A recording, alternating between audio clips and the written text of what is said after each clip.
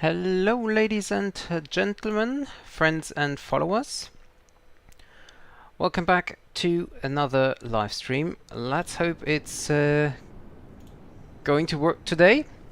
We are standing here at Sevilla airport in our wonderful MD-82 Spanair livery for today's Maddog Monday. So this is another try, that's why the thumbnail is a little bit different as well, because I tried a different USB slot for my headset. I changed some settings and stuff like that, and let's just see if it's gonna work now or not. So basically what I'm gonna do is I have now the flight simulator started. I have the OBS, of course, started,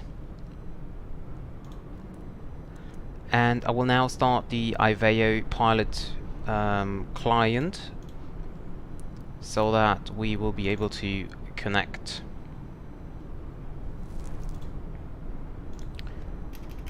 (4277) is our call sign today. I will have the overlay off today, and at least I am connected and the flight plan is loaded, so that is fine so far. So I'll jump into the aircraft now, and I have also GSX installed.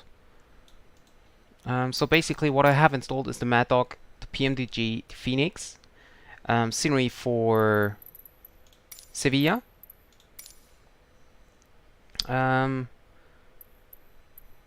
scenery for Fuerteventura, and that's basically it. So I'm absolutely not sure how everything will go. We have just yet requested the ground power unit, which is arriving here.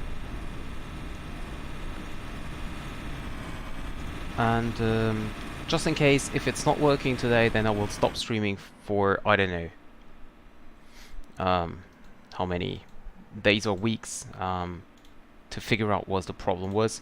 I recently installed or actually today I had to install the new graphics driver, or basically it installed automatically, and I thought, well, it can't be worse than before, so I just left it as it was. And yeah, ground power is now connected, so we turn on the battery and brings the aircraft to life. Autopilot. Autopilot. So that's good so far. That is at least working. Check if our flight plan is loaded. Spanair 4277, yes, it is loaded.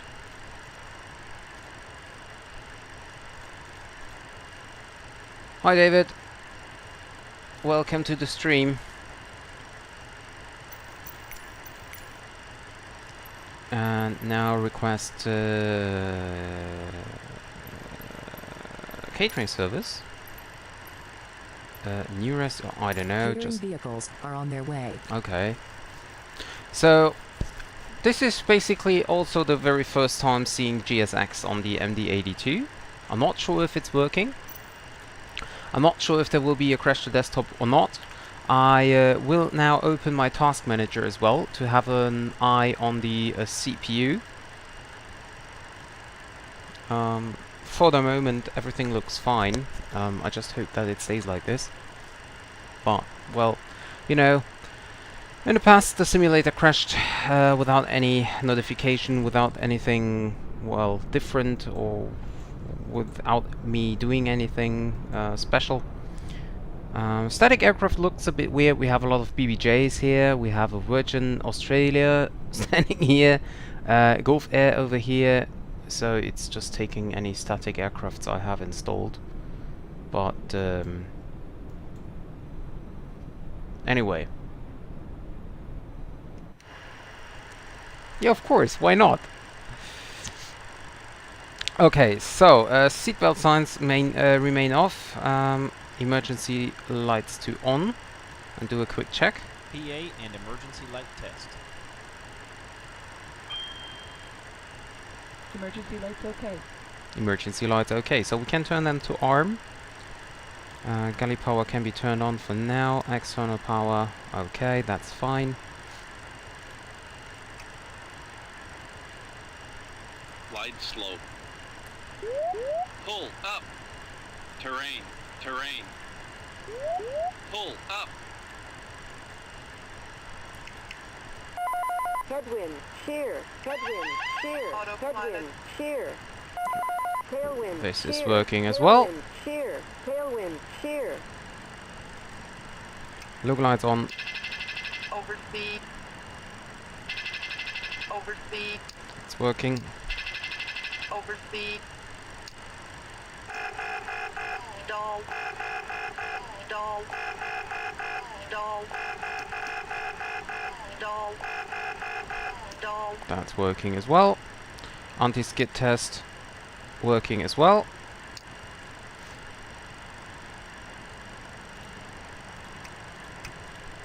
Keep that off. Ram air off. Anti-ice on. And there we go. So let's have a look. What about the catering vehicles? They are here. So let's see if we have to open the door. Can we even open it? Not even sure if it's simulated. Yeah, that's GSX wants something. Open forward galley door. Okay. Yeah, I'm sorry. Forward service. Of course we can open that. And there we go. Galley door open. And that is working. Great. Okay, now, request refueling. And we can close up the stairs. Don't need that. And basically I just take the time, whatever I need. CPU, by the way, is quite high with 50% at the moment. And peaks to about like 75 to 80%. That is quite high, but I guess that's because of OBS is running. Yeah, hi. Okay,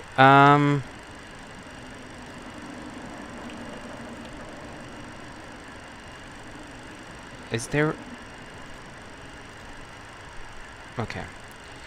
So, menu page, archives, requests. I want to have the weight and balance. And, let me quickly check. So we have 11... No. Trip is 6225. Taxi fuel is 363. And block fuel is 1161. Okay. So we sent that out. Flight plan requested as well. So now we just wait for the messages to be received. And on this page here we go into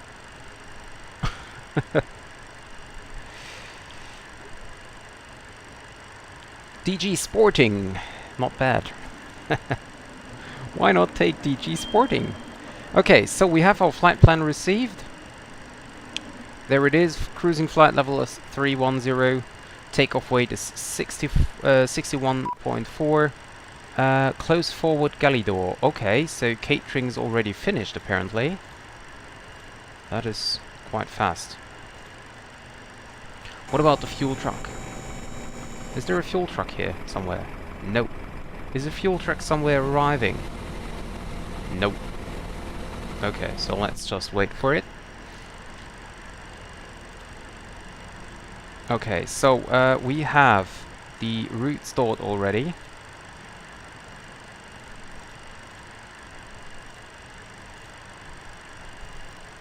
Activate it. Okay. And then we check this one here. So zero fuel weight is today 50.1. That seems to be quite low, actually. Oh yeah, SW 50.1, that's correct, okay. Refueling truck is on its way. Okay, perfect. Refueling truck on its way. Please don't load aircraft until the fuel truck arrives and ask to do it. Okay, I won't load the aircraft until the truck arrives and ask for it. Okay, so zero fuel weight 50.1. Cruising altitude will be flight level 310.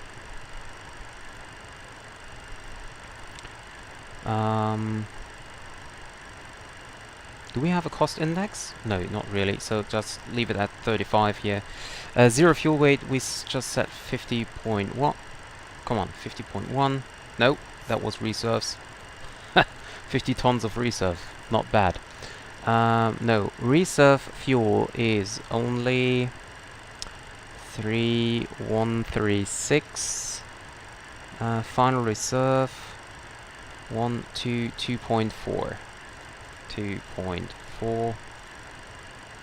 And block fuel will be 11,610. No, come on, 11,610 /n. Cruising wind 208 at 20. ISA deviation is +10. Transition altitude is fine. Okay. Oh, neuer Fitnesskanal. Da bin ich aber gespannt. Das will ich dann sehen. Ne? Da will ich ein paar Videos sehen.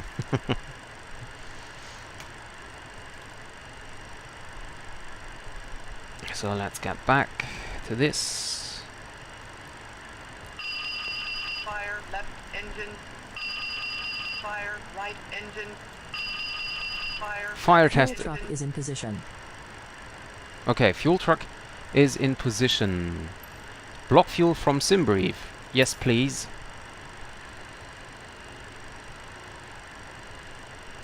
Loading fuel. Okay, so I can just click on loading from SimBrief and then it's loading, and you can see here it's actually loading in fuel.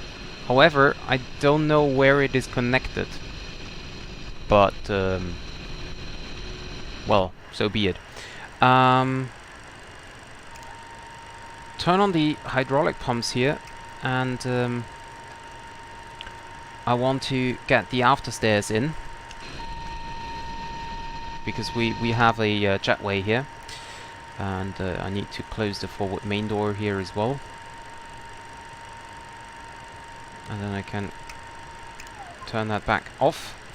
And now concerning the departure, performance, takeoff departure. So yeah, takeoff is of course a departure.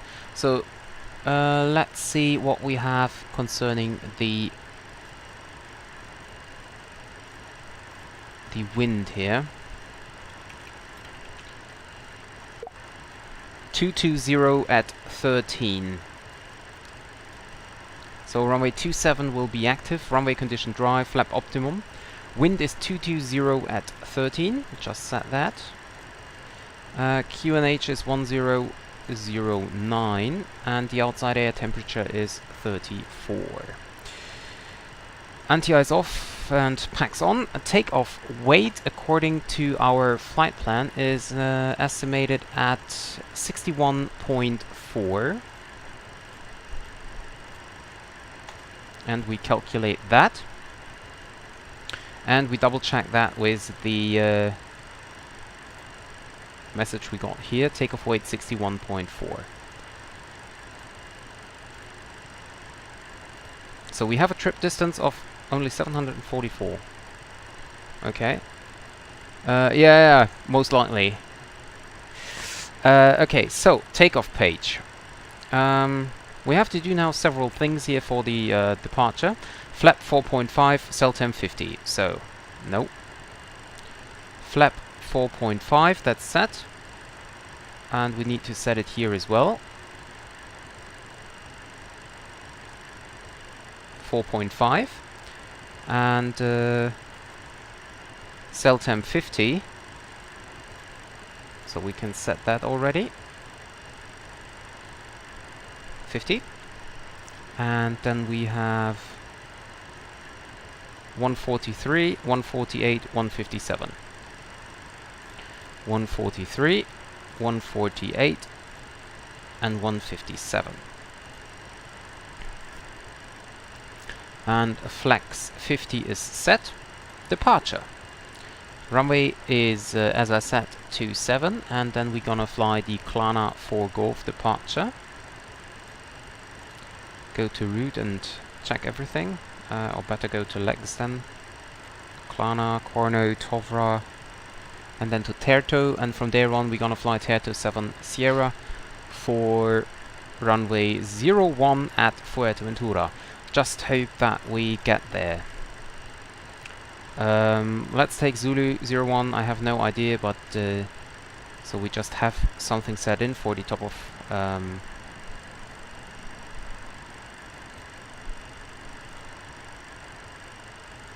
and do we fly a...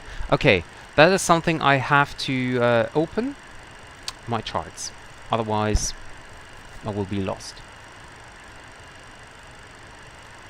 By the way, my test flight yesterday went absolutely fine.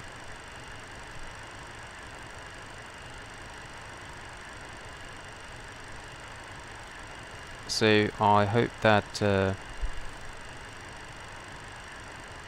okay, via Tenda then. So I hope that today's trip is gonna be fine as well. CPU still at 45 to 50%. Wait, what? Spannkraft? Welche Spannkraft? Was, och Mann? Was? Was geht's?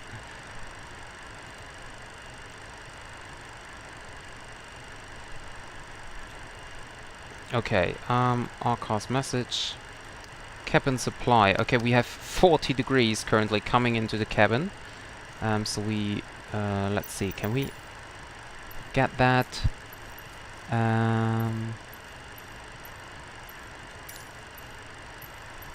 Coming soon? No. How can we go back? Maybe with close? Oh yeah, nice. So request boarding. Boarding requested.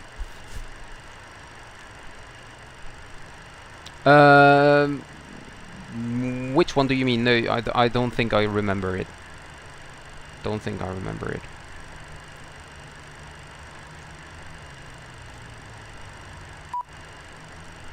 There's something from GSX. Waiting for your action. Open after cargo door. Okay, we're gonna do that. After cargo. Forward cargo. Good evening, ma'am. How are you? I'm doing good. So, there is the cargo boxes coming in. And then there should be passengers coming in. No, I don't remember it.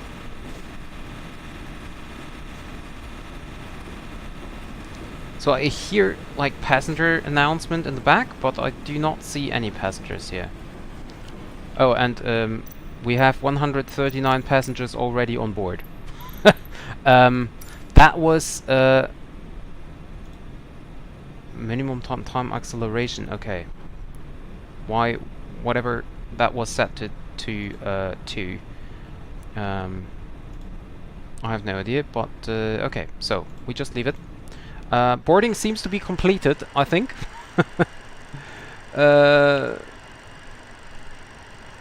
How can you forget to set flaps? The Maddog will cry for not being ready for departure.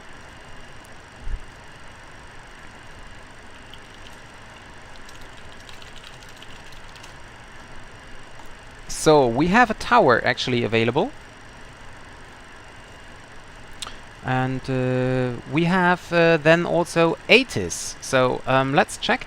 Iveo now has voice ATIS, so I'm not quite sure if I already checked it in a stream, but let's just get into it and check if it's working.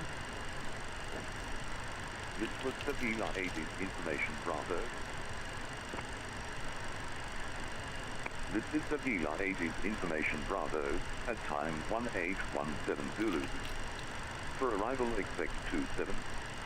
Departure runway in use 27. Transition level 75. Wind touchdown zone, wind 220 degrees, 13 knots. Cars okay. Temperature tree, dew point 13. QNH 1009 hectopascal. This was Sevilla 80's information Bravo. Okay. So we have information Bravo current, runway 27 in use, transition level 75, so transition altitude will be 6,000 feet, that's fine. Wind 220 at 13, that's what we entered as well, CAF okay. We can see that there should be no clouds above us, exactly, no clouds. And QNH is 1009, so that's what we're gonna set in right now. Because that is very important that you set your altimeter settings. Let's go 2980. And that should be set here as well. Yep, it is. Okay. So, and for the departure, let's have a look on the charts. Airport, and we're gonna go for the Klana 4 Golf. Initial climb, Klana 4 Golf is flight level 90. So put that in. Flight directors can be set to on. We're gonna set a heading of 270.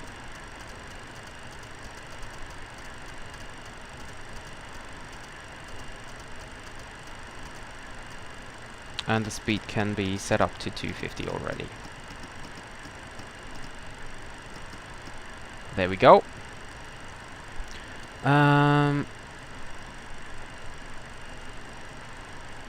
Okay, okay. Ja, muss ich mal gucken. Gibt's bestimmt irgendwie eine Dokumentation oder sowas. Schau ich mir mal an. Okay, so next point on GSX. Boarding passengers now. Okay, so it's currently still boarding. I don't see anything here. There's the baggage. We just pretend we didn't see anything.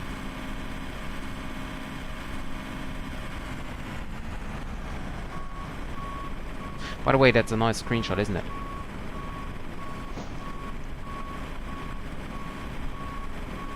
Ja, schaue ich mir mal an, die Mayday-Folge. So, boarding just started.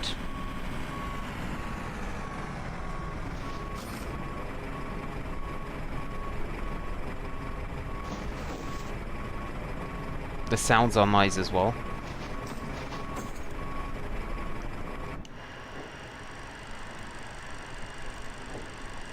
And what about our weight and balance page? I mean, or no, here I have to look here.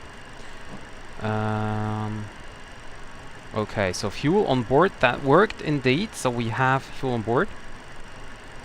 And I will now start the APU because we have like 39 degrees in the cabin.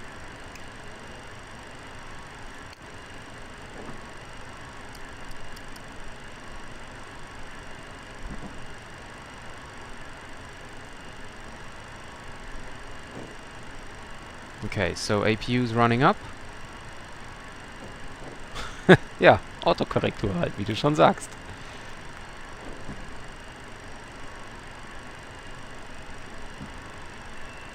So we leave the external power connected so that the APU will be supported by the external power. We set the landing barrow down to 1009. The landing elevation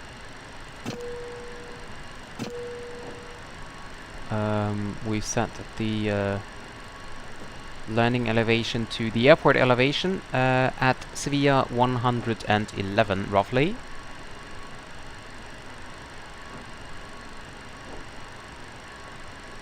Okay. So APU is now on, and turn on APU air.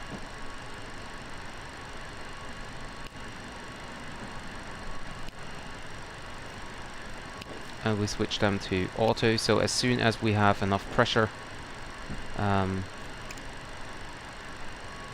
that means that we will have a cabin cool down as well.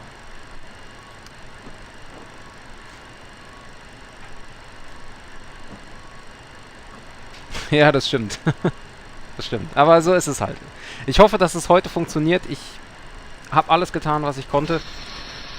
Und ja, mehr kann ich leider nicht machen.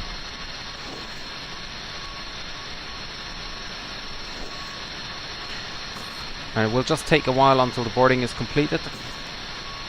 And you can see we have almost 2 tons in the front, while we just have 230 kilograms at the back. And you can see that he is a lot faster than he. Yeah, Spanair livery is great. I really like it.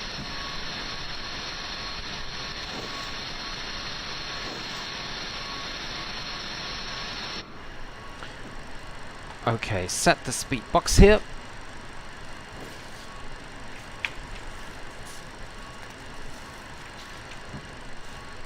Okay, so let's get for the pre-flight checklist. So parking brake is now set.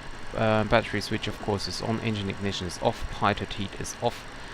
Windshield wipers off. Landing lights off and retracted. Position lights can be turned on.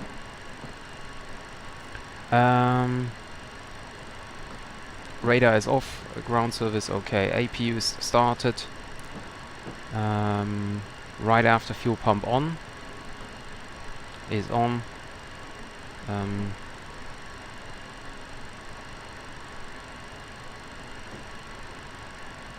Let's check. Okay, pneumatic pressure is there, but we do not yet have air condition.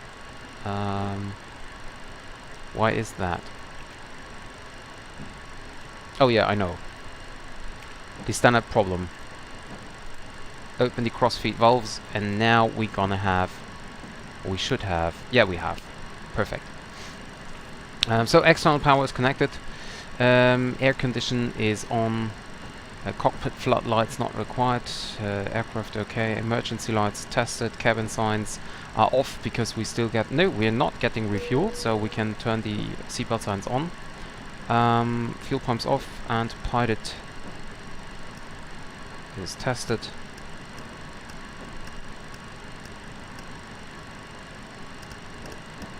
Okay, great.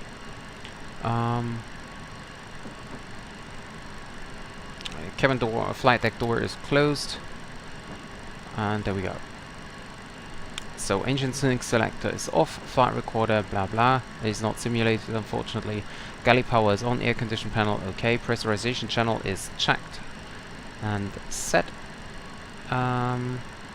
Ice protection not required, anti-skid is on, stall test is tested, yaw dampener, wait, where's the yaw damper? Somewhere here. There we go, it's on. Radio rack is set to fan, air condition stop off, okay, rum air is off, static air switch is normal, art switch. Art switch is auto, but we set it to off because we have a cell departure, fuel reuse, wait, there must be a reset button. Not true, Marcus, thank you very much for the donation. Thank you very, very much, I really appreciate it, thank you.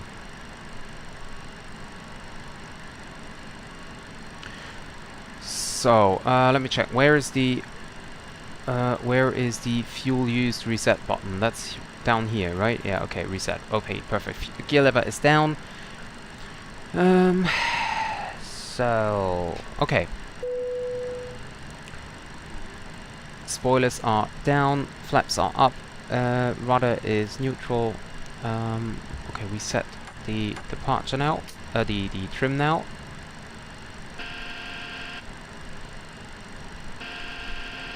Ah, okay. Ja, das ist natürlich doof, wenn die raus ist, die Warnung. Definitely. Yep, definitely very kind. Every donation is more than welcome to support me in buying the 737-800. I really appreciate that. Okay, there we go. Trim is set. And we can now set the hydraulic. Why are they always set too high? We can set them down here. Hydraulic pumps now on, just to be sure. Cabin pressure is set to auto. Primary step, okay, that's checked. Outlay, okay. Step for fuel shut-off lever down is down. Master caution is checked. And by the way, do I have set Maddog? Yes, I have. Okay.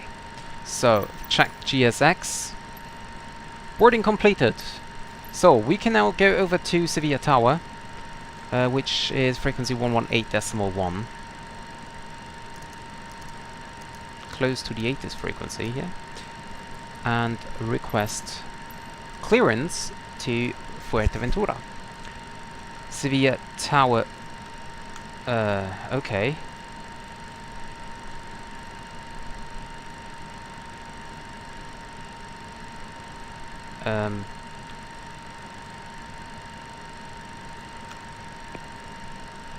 Sevilla Tower, very good evening. This is Spanair 4277 with information Bravo. Request clearance to Fuerteventura.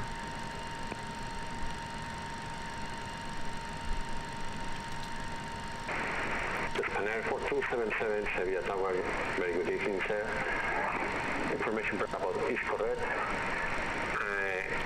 Are you ready to copy? I am ready to copy, Spanair 4277.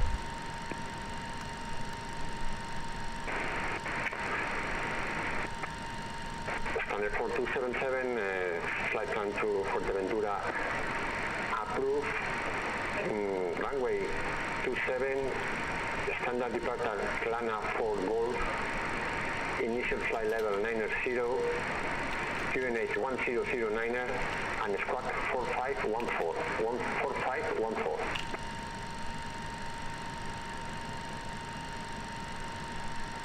Roger, we're cleared to Fuerteventura via Declana for Golf departure, runway 27, initially flight level 90, QNH 1009 and squawk 4514, Spanair 4277. Spanair 4277, is that correct? Call me for a start time on pushback. 4514. Hi Duncan, welcome to the stream. That's the question. Will it crash again? And for now, not yet. But it might. It might. We never know. We can do the forecast here actually. I almost forgot about that. Well, we could do that later as well, but let's just do it right now. We're cruising at flight level 310, so we just take flight level 200, 150 and 100.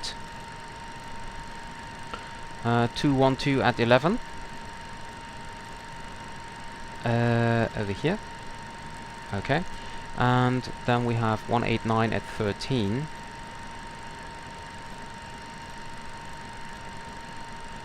Over here. And then we have 131 at 1. 131 at 1. There we go. That is set. I'll write it down, David. I'll write it down. But yeah, basically you can remember it as well, because it's basically what you have planned normally. But it's always a good choice if you write it down. So, additional services. Dismiss the GPU. APU bus are connected, so that's fine.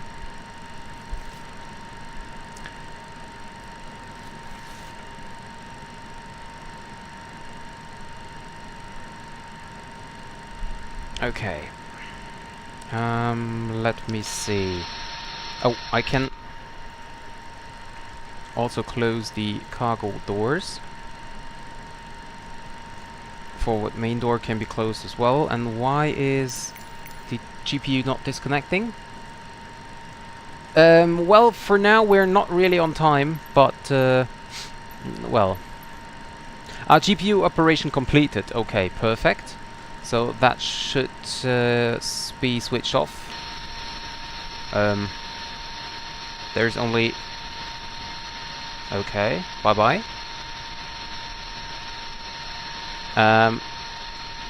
You forgot your cable, sir.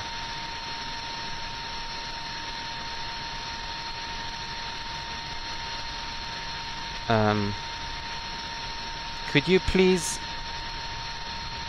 Oh, okay. Okay, perfect. Spanair 4277, we are ready for push and start. Spanair 4277, pushback and startup approved, facing east. Push and start is approved, phase east, Spanair 4277. Face east, so we're currently facing north. Hello, muy buenas tardes.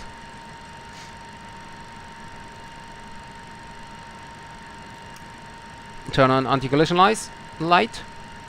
Yes, my mic is completely plugged in. Okay, David.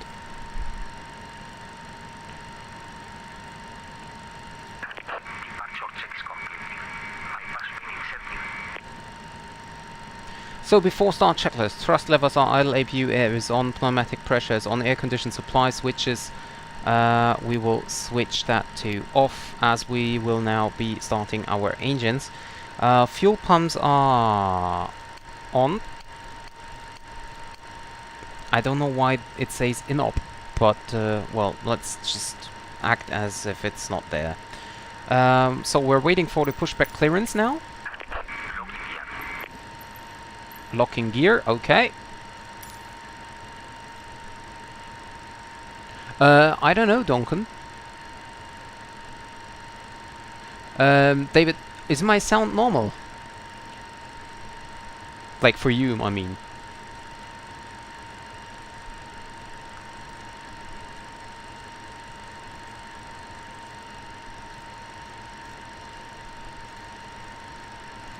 Okay, we switch to flight mode. What about cabin temperature? Still 28 degrees, but overall it's fine. So it's locking the gear, whatever this means.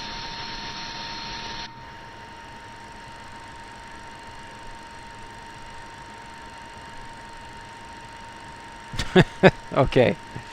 So, and now, yeah, I don't know what's going on. Oh, I know what is going on. I messed up my head tracking. So let's start that.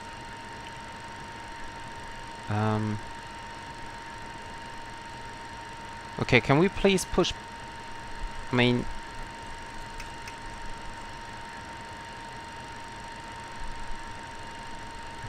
Otherwise we need to power back. Don't really want to wait here.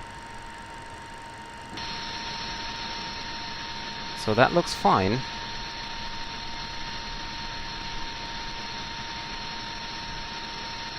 Because if it's not working, then I might need to do a power back.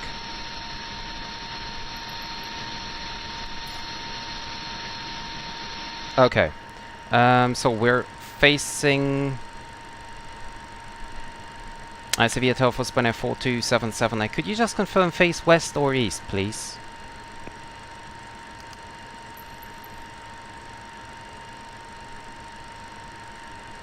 I think he said face east, so that would be nose right. Could you just confirm that we push to face to the east? Spanair 4277, affirmative, facing east for taxi via Golf 5, Golf 8. Nose right, tail left, okay. Okay, thank you very much, just need to verify it. Parking brake released.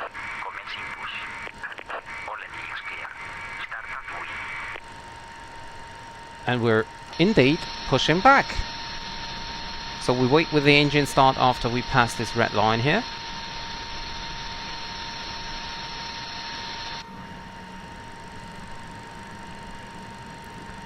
Engine ignition, switch A. Let me see. Yeah, anti-collision lights are on. Okay, then we can now start the engines. First one, start engine number 2. Okay, engine is running up. We wait for 20% and 2. Duncan, we're not even yet departed. Let me first depart and then I'll deal with your problems.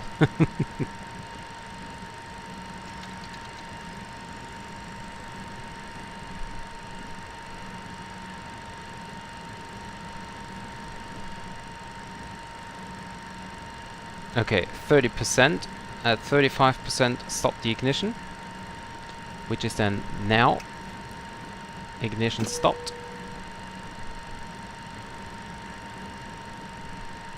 And we now start engine number 1.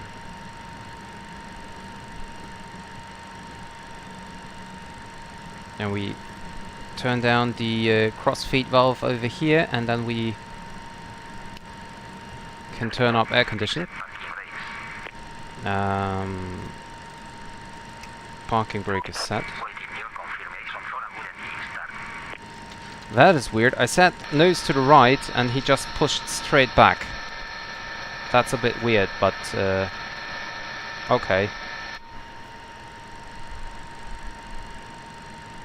Okay, I will check that, Duncan. Engine is coming up.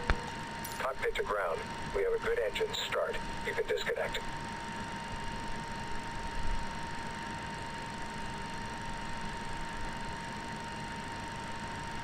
Hi DGM 918, welcome to the stream.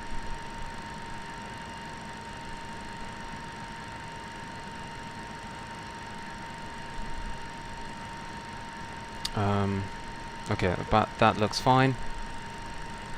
So, we set flaps 4.5. Unlocking gear, okay. Ignition, of course, off. So after start checklist, galley power is on.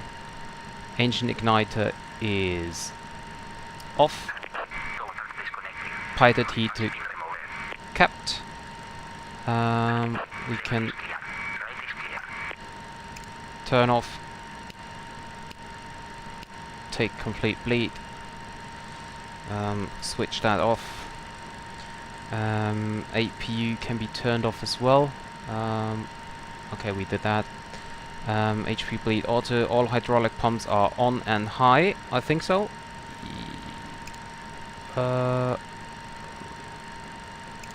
Set to high. And hydraulic pumps are on. Pneumatic crossfeed levels are down. N2 is between 50 and 60%. Yep, at 60.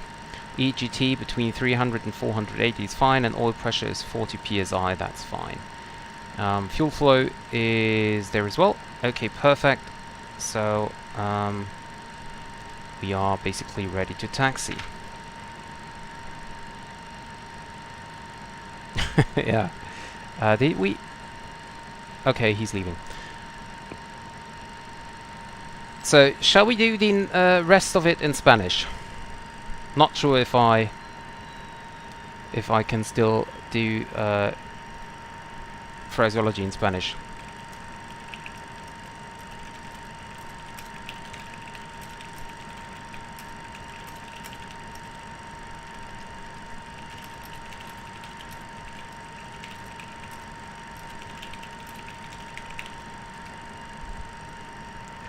I'm going to have to go in 20 minutes, so sorry about that, but still got 20 minutes. Okay, yeah.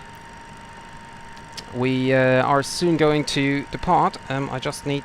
Where's my mouse? Oh, there. Okay, flight controls check. Full up, full down, full left, full right, and rudder, full right, full left. That is fine. We can start the... can we please start the chrono? Thank you. And... then let's open the ground charts for Sevilla.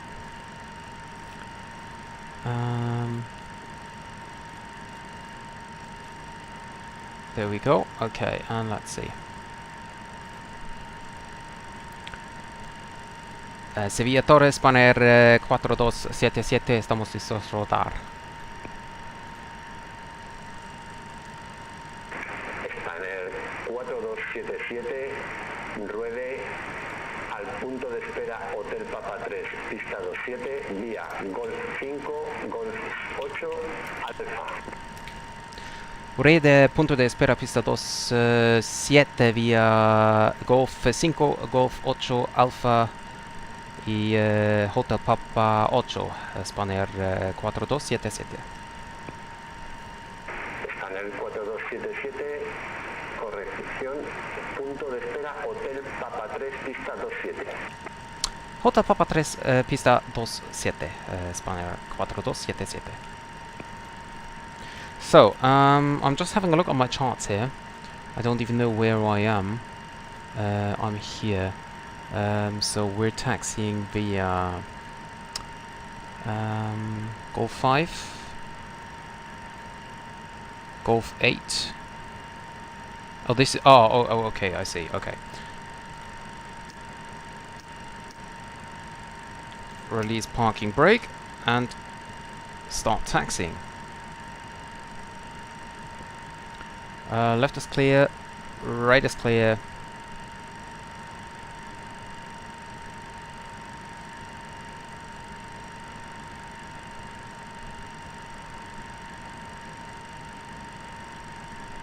And can you please stop?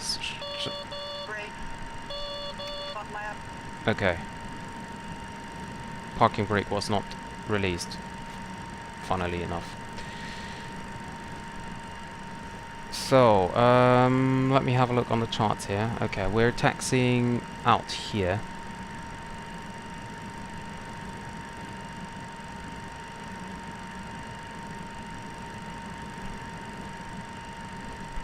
Oh darn, I forgot how to say ready for departure in Spanish.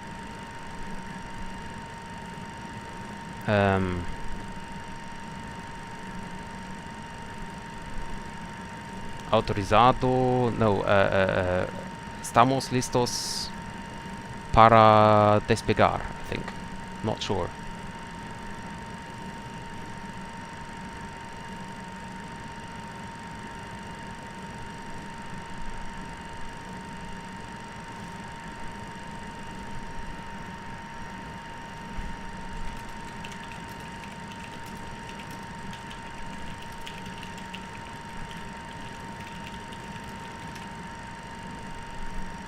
Flying food group, okay.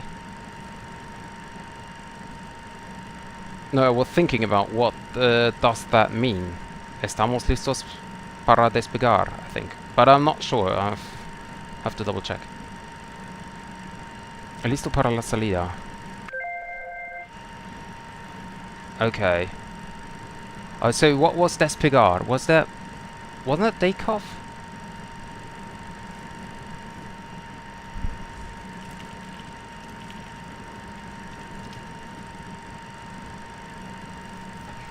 So we're Golf 8.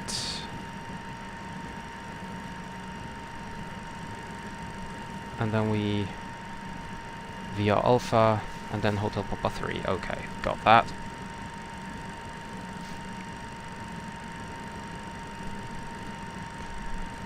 So my Spanish is a little bit rusty. I learned Spanish phraseology just for flying online. Back in the days in like, I don't know, like 10 to 12 years ago. And when I stopped flying, I of course didn't use Spanish anymore. So... Okay, so why does it say flaps?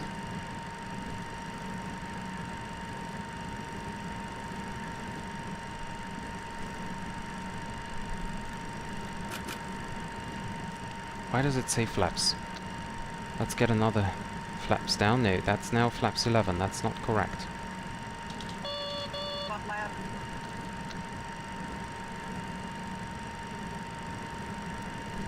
So we're now at flaps 4.5, where we should be.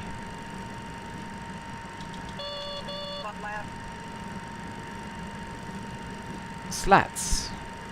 It's telling me something about slats. but I don't know what I did wrong. So anyway, let's do the before takeoff checklist.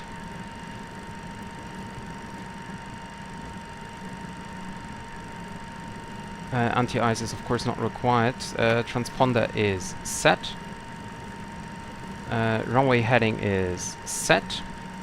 Clearance received, departure and first fixture and departure briefing complete. Engine ignition can be set to both now. Fuel heat is of course not required. Annunciator panels checked. We have just RT up. And bank angle set to 15. For the departure, ART switch off. TRP is set to takeoff cell. FMA takeoff warning. So, what's going on? What do you want from me? Spoilers. Yeah, I cannot arm the spoilers. That might be the problem. Auto brakes RTO. Well, we do not have auto brakes. Nope, we haven't. And lights. Well, we will set that for takeoff very soon. Hello and welcome, the Austrian. Is it Flight Gamer? Yeah, it is. I cannot read it. It's too small here. I use the honeycomb. Honeycomb Alpha.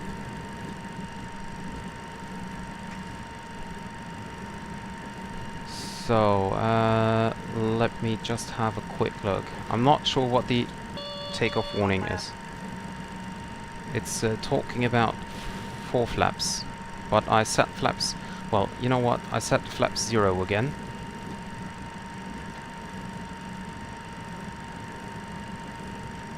And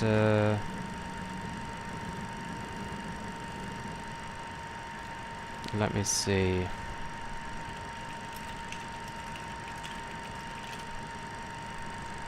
So I have set flaps up now. So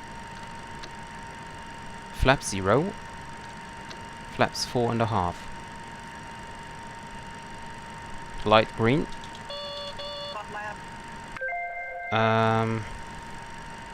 Oh, I know. Okay.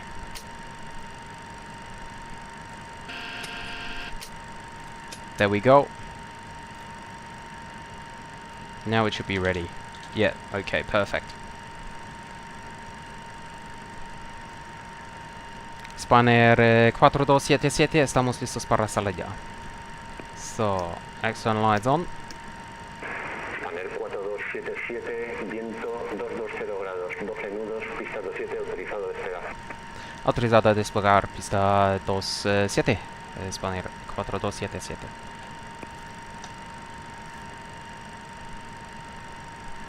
Come on. And set that TAR8. Terrain radar on. And there we go.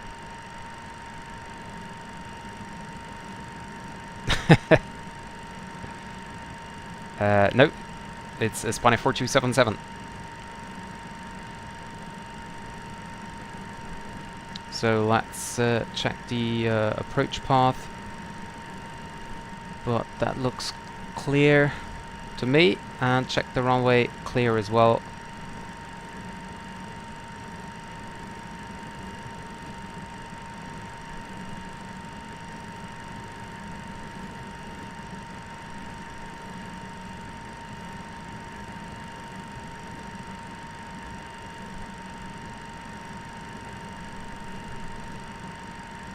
Have a look at that sunset. That is so great. Okay. We are on the runway. Auto thrust on. 1.4.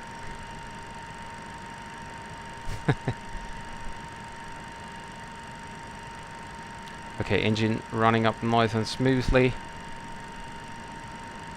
Brakes released. Takeoff thrust set. Takeoff thrust set.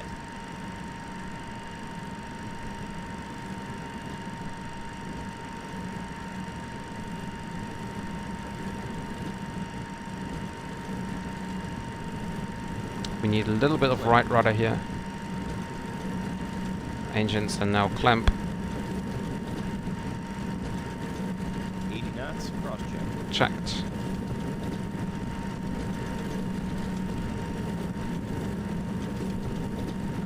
We have a look on the engines here.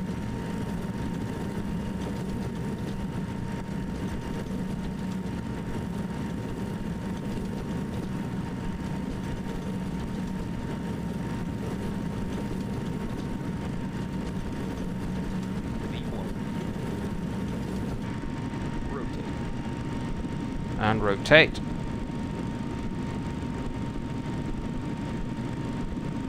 Got back to the runway heading, and there we go. Gear up.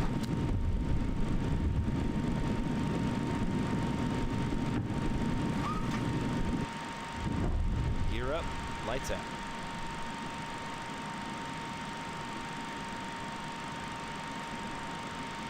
And we go to cruise. Ardin. EPR limit. Spanair 4277, no hay más control disponible en este momento.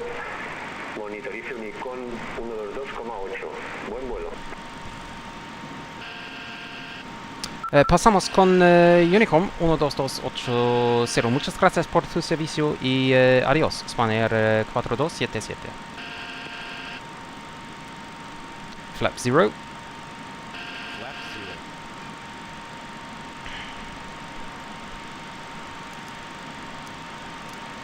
We're going to climb with about 1,000 feet. Slats retract. Slats retract. And over to Unicom 122.8.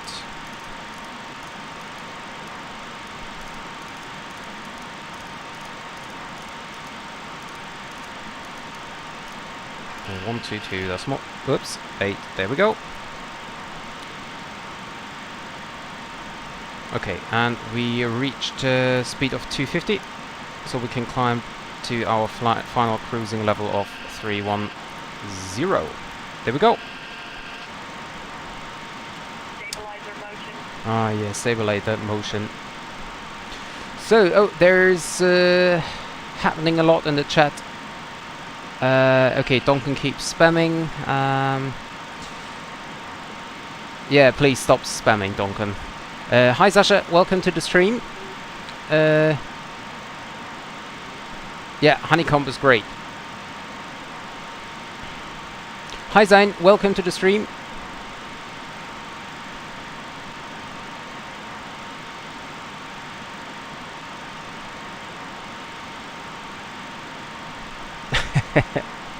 Yeah, I just wanted to practice my Spanish a little bit.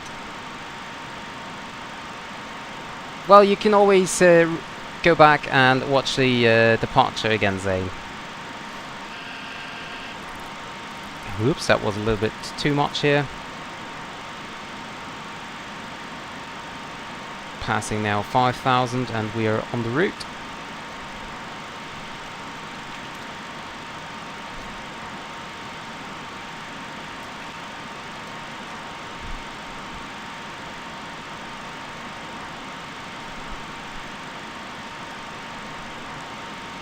Okay, and have a look on my CPU. So CPU still tells me 45%, so far that looks good. Nose lights can be turned off. Oh well, wing lights on.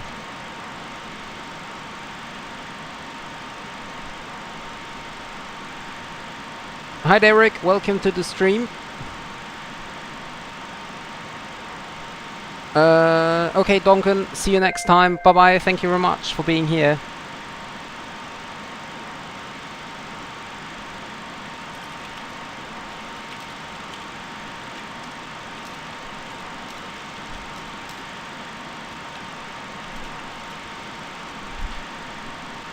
Yeah, buenas tardes, Jeremy. Welcome to the stream.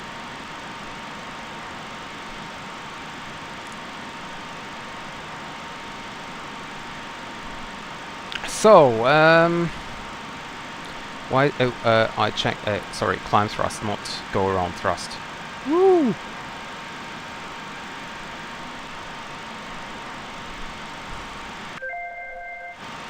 No one informed me that I am on go around EPR here.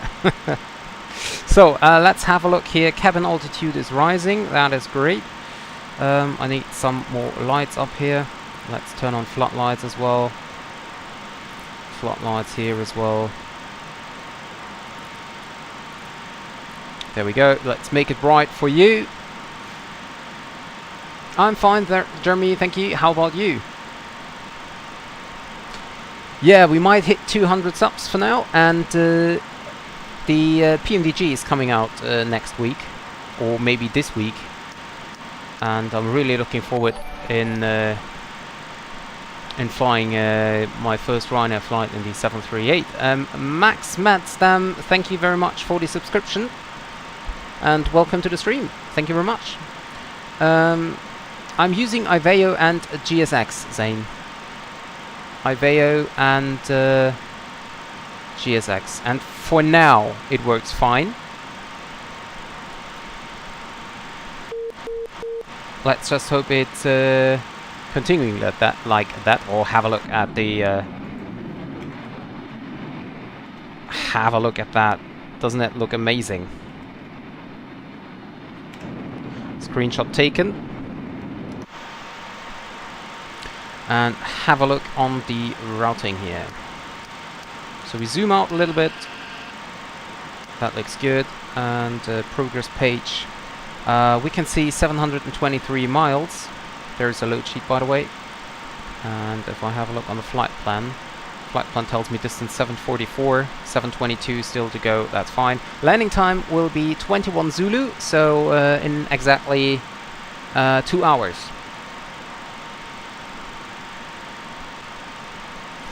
Yeah, it is indeed absolutely stunning, isn't it?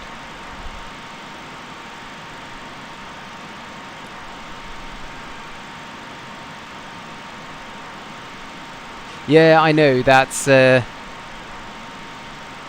went to almost no delay, so that I can react to your chat messages a little bit earlier.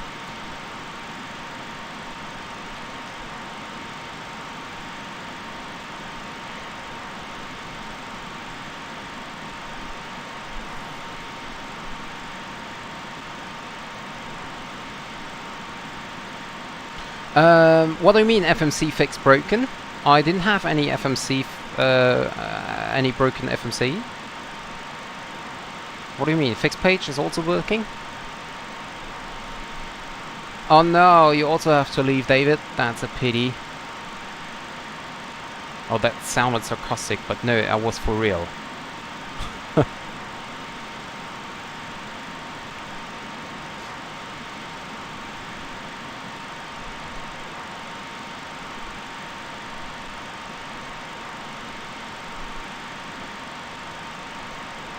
CPU at between 40 and 45%.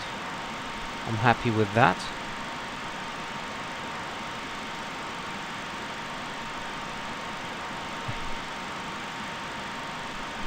Time, you should have that comment for updates.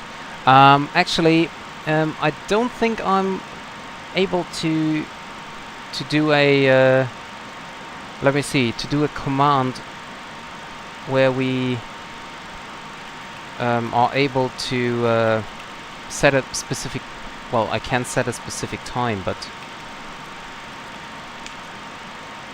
I'm not sure if I can set a countdown or something like that.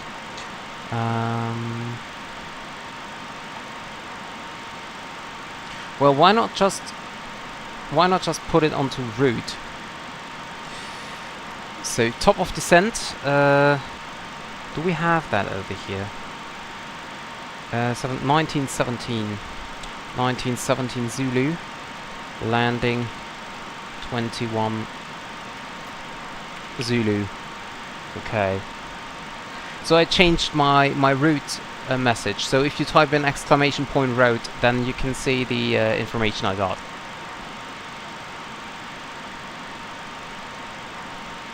Yeah, the thing is then I always have to do it manually. Yeah, Jeremy, I turned the overlay off because I heard there was just basically one single message. Oh, by the way, why don't we increase our speed? Oh, God. I read one message saying that the SIM connect might be a problem with crashed desktops, and SIM connect is basically the connection between external programs and Flight Simulator. So I decided to turn overlay off. Let me see. What could I do? Fix. Let's take in Corno. Corno.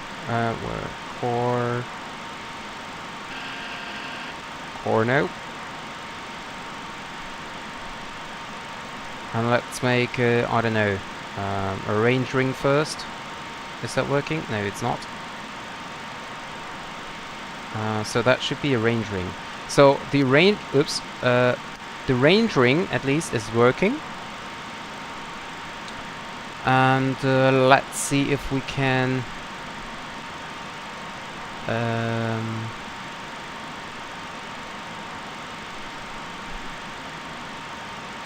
nope.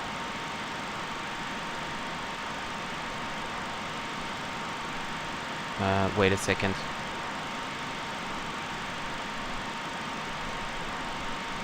So there we go. There's a radial.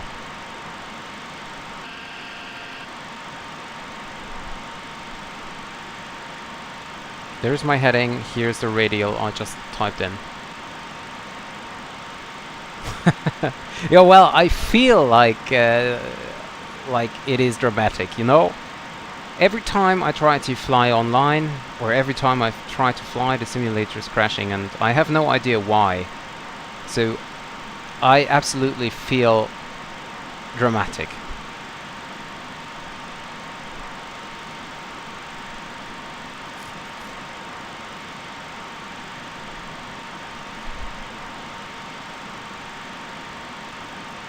Okay, Derek.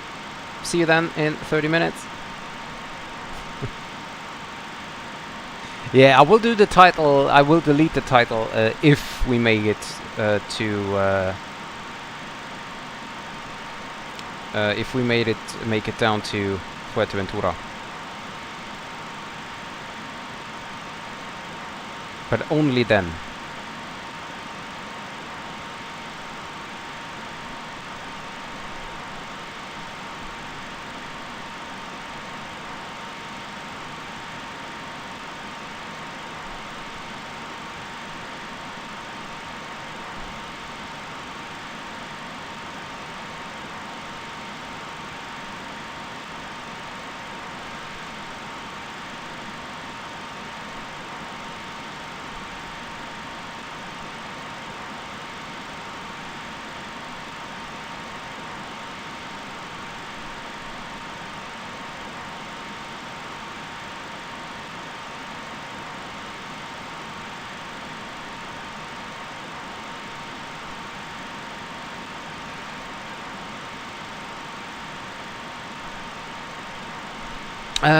Because last week I flew from Fuerteventura to Sevilla, and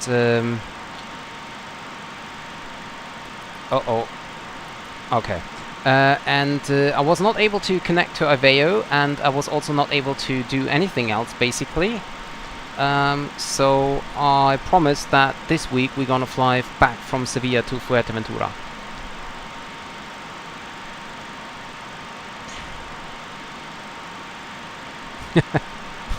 I would be flying to, I don't know, somewhere. Yeah, that's basically what I do as well. I fly to, I don't know, somewhere. So leaving the Spanish mainland, I will fly Ryanair once the 737-800 comes out. I'm really looking forward to it. I can't wait. And I just hope that it's gonna be released very soon.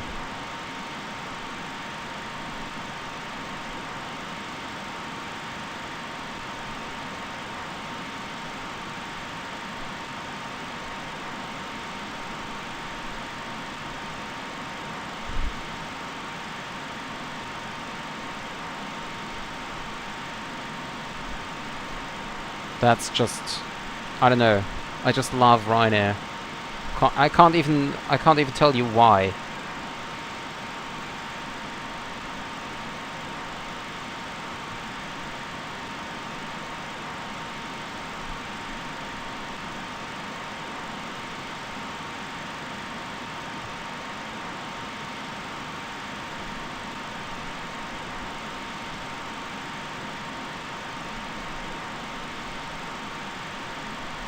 There's not even a specific reason for it, but I just love Ryanair, and I like the livery, and I love that they are always, or most likely always, on time, and yeah.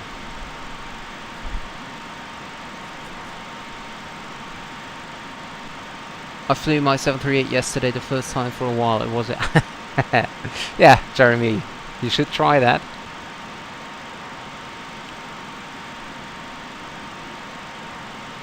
A circle does work as well, Max. I tried that, but I can show you again.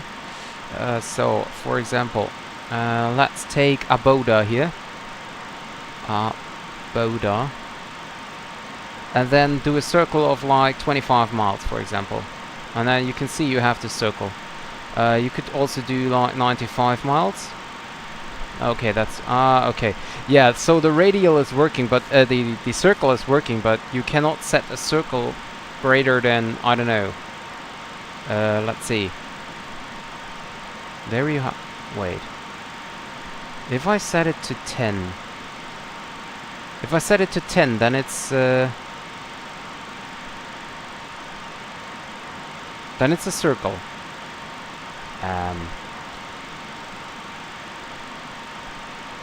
Wait.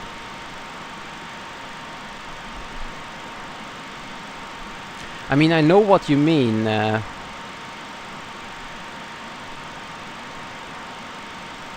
But yeah, most likely you're right. I just took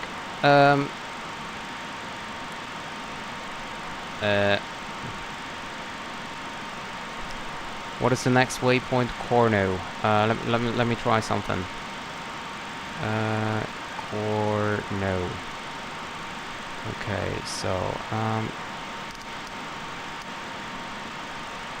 nope. Okay, there we go. Corno, and now take it like 25. And what is that? Okay, now you have the radial. Okay, it just takes some while to load. Okay, yeah, then you're right. Then you're right.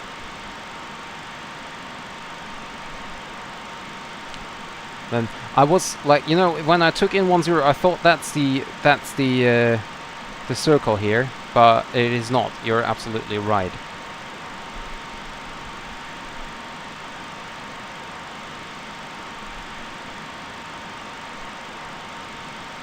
I'm just wondering, why is the information gone?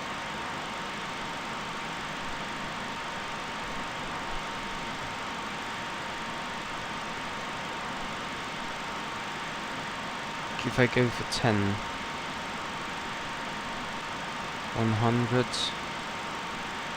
go /100, that's not working at all. What if I go in like this? That doesn't make any sense, but I'm wondering, yeah, okay, then it's not working. Yeah, it's not working. You were right, sorry.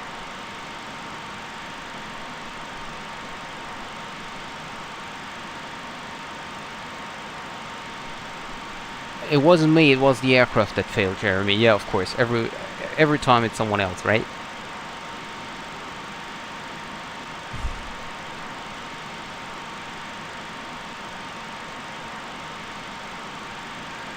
We are well designed. Of course, Emirates is better than Ryanair, but you pay like, I don't know, how much more?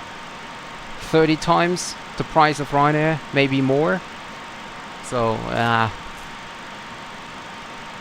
and also also Emirates is not the best airline considering the service. So.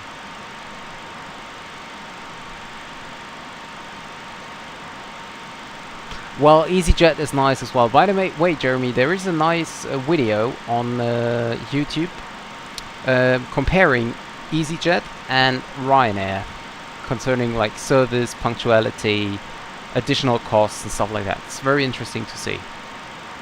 And Wizz Air, to be honest, I have no idea about Wizz Air. I've never get into Wizz Air at all.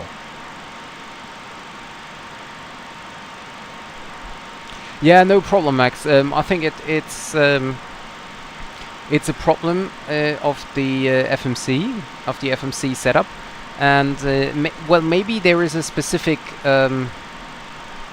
how to say, like a specific code you have to enter, like not just slash whatever, but maybe you have to enter, I don't know, somewhat else, something else, and I just don't know that. The aircraft did toga on the taxiway and it didn't do anything. Well, did you calibrate your throttle, Jeremy?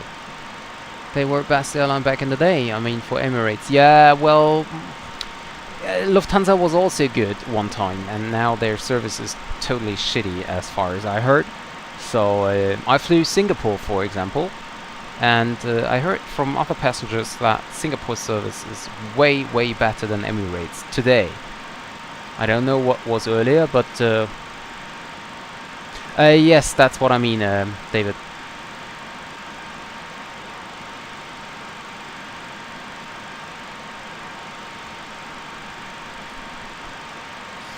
So, yeah, sun is setting, so it's gonna be a nighttime landing.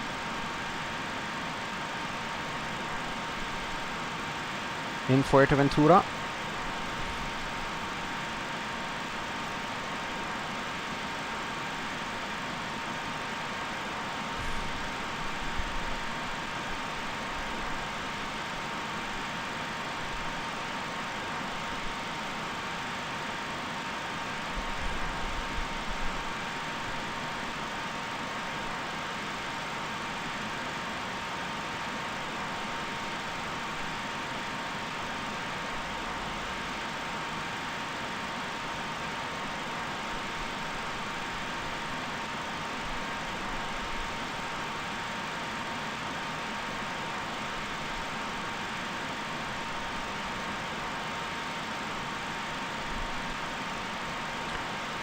Yeah, it depends.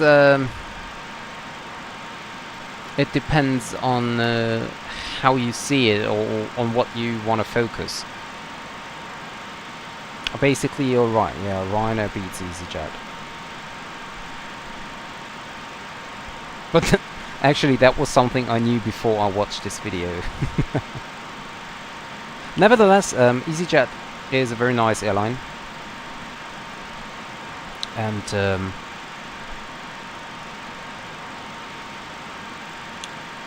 definitely has the right to exist. And if it's only the reason to give some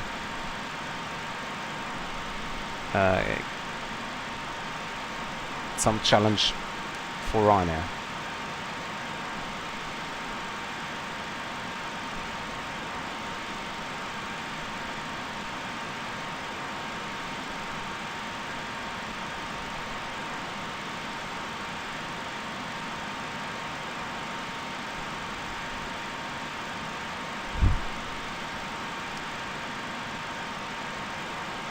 For example, yeah.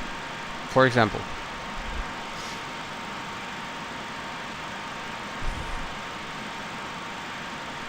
Well, Jeremy, that always, you know, depends on if you really want to enjoy. That's right, Zane. Most likely, yeah.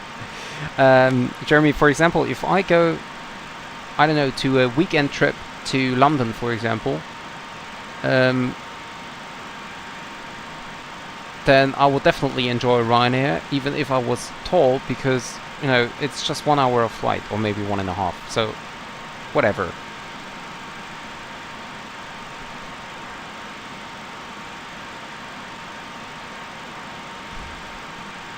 And to be honest, I think that, for example, Lufthansa doesn't have much more leg room than some low-cost carriers have.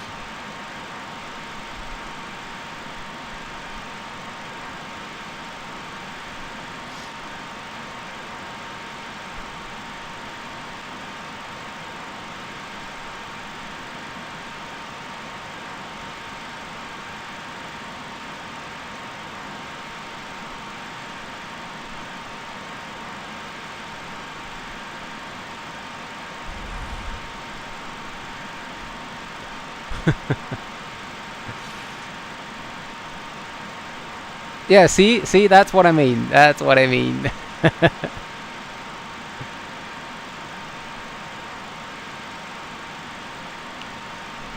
So, Jeremy, by the way, where are you flying?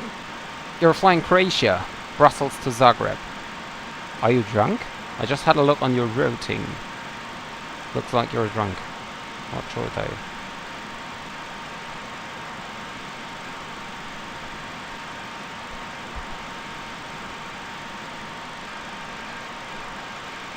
So I might turn back time a little, just so we have more.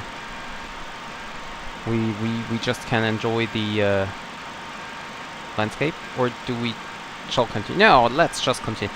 Every time it's the same problem. I always say, well, I might turn back time, and then finally I will still be flying in real time.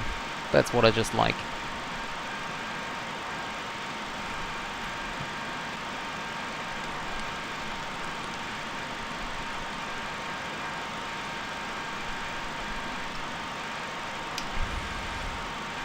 Only airlines I flew: Owner Air, Condor 2, flying Eurowings. Oh, and you flew Air Berlin. That's nice. I've never flown them actually, unfortunately.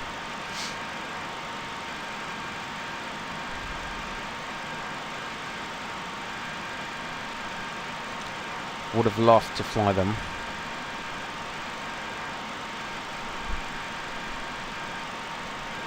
Oh, okay, okay.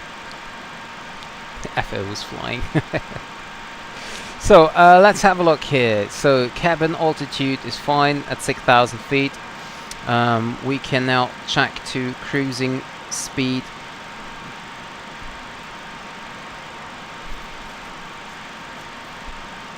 Go to Mach point, yeah, 7.8. Let's go 7.7. Save some fuel. Actually, if I click VNAV, then what does it tells me to do? Mach point 7.7, is it? Maybe 7.6? Let's see what the FMC tells us about our arrival time. 1:21:02.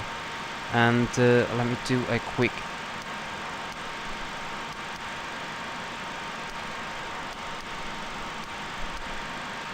let me do a quick fuel check. Just to see how much fuel we have on board and if we can... so next waypoint is Ivalu, so we just passed Aboda and we have to 8.9 on board.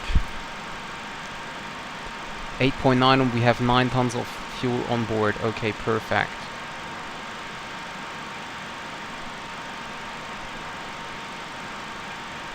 Okay, that's fine. Okay, so Mach point 7.5 is maybe a little bit too slow. Chocolate Heart, yeah. I flew with British Airways, EasyJet, Air Transat, Emirates and Etihad. I love the Air Transat livery. Air Transat is Canadian, yes. Well, if it was Air Transat from Europe, I think it was more like an A310. Flight time, the Austrian flight gamer, sorry about that. The flight time of the complete flight is about 1 hour 55 or so, and the remaining time we will land at 21:02 Zulu, so about 1.5 hours.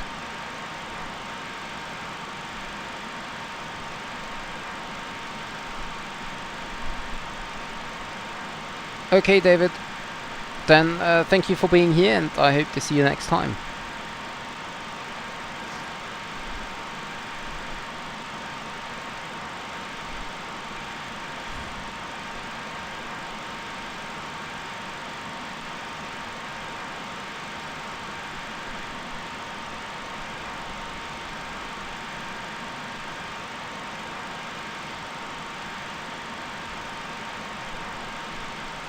So we're at cruising altitude, nav is captured.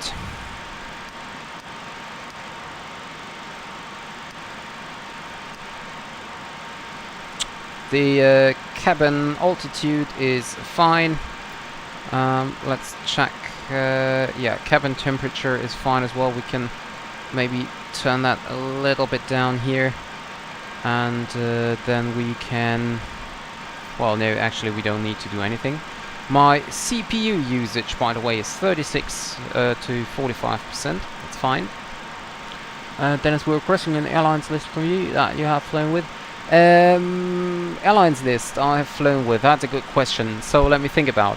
It was not that much. It was Ryanair. Someone write it down, please, because I cannot remember. So it was Ryanair, LAN Chile Airlines, Aeroloid, Condor, Thomas Cook, KLM, oh actually it was a lot, Air China, and China Eastern. Oh, and Singapore Airlines.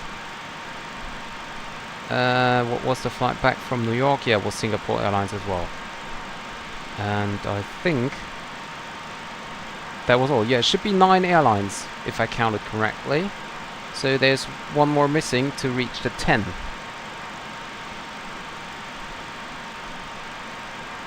Oh, did I say Ryanair? Yes, I did. I said it first.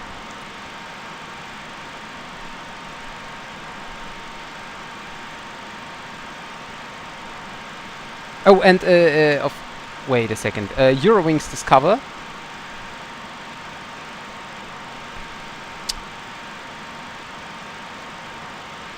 I flew Eurowings Discover lately,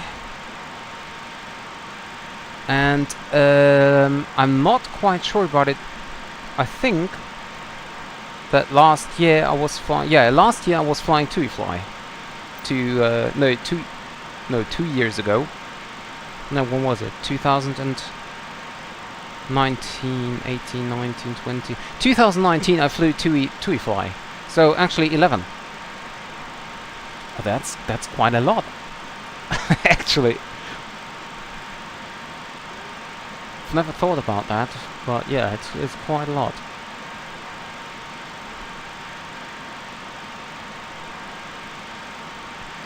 Best 3 airlines, that's hard to say. Well, the first one is definitely China Eastern, Singapore Airlines. That's definitely the best one. I really cannot say much about China Eastern and Air China. It was not bad, but it was okay. I mean, the other airlines I flew with was like vacation flights, holiday flights, and so basically I have to say Singapore Airlines, then I think Air China, and then China Eastern, because all other airlines were just holiday flights, and LAN Chile was a flight from Madrid to Frankfurt. They were very nice, but depending on the shortage of the route, there was not much service. So, yeah.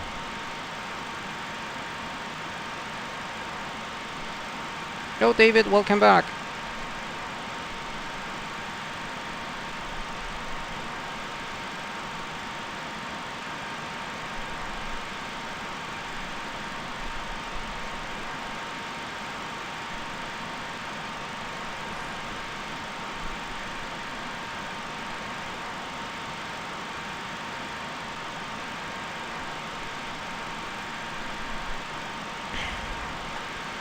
So let me have a look. Where am I?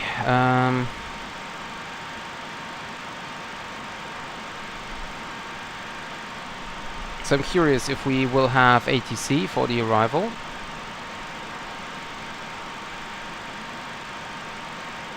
Not sure we will, but we will see it very shortly.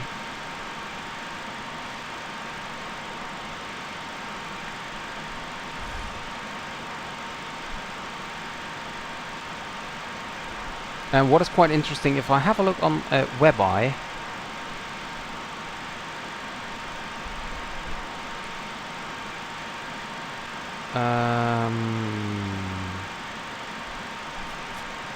let me try something.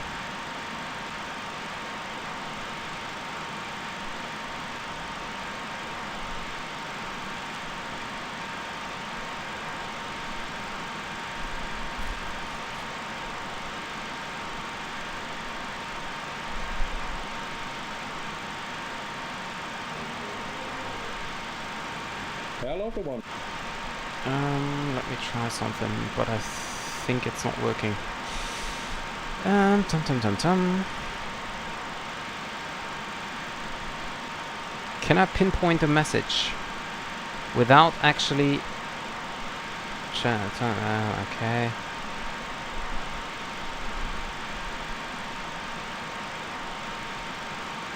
Oh, Alex is back.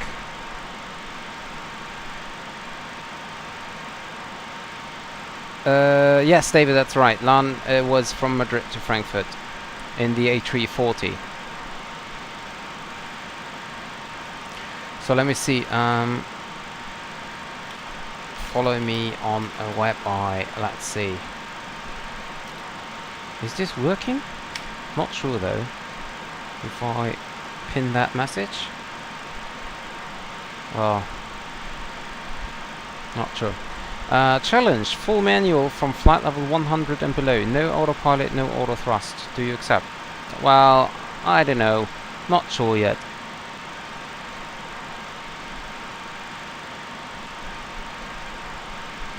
I'm not sure yet about that. I just want to complete my flight. I'm happy if the flight is completed, so I don't want to do some special stuff to it. Because the simulator was very unstable in the last few weeks, actually. Yes, I was flying the A340 300. I think it was 300 one, yeah. Yeah, I know they ordered like 8 of it, right? I'm not 100% sure, but I think they ordered like 8 over the speed thing aircraft, boom over tour, whatever it's called, the supersonic aircraft. That's what I meant. Oh dear lord, it's too late already. I'm so tired.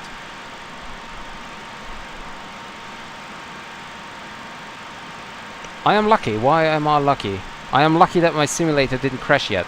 But well, we didn't land.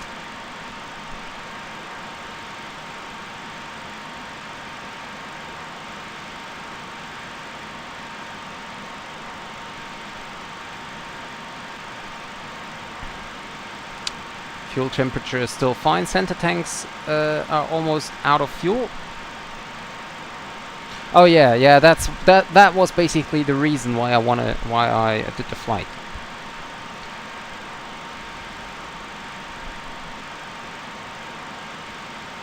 So that was a day I was flying from Frankfurt, Hahn, to London Stansted. From London Stansted we had a 1 hour waiting time before our flight to Madrid.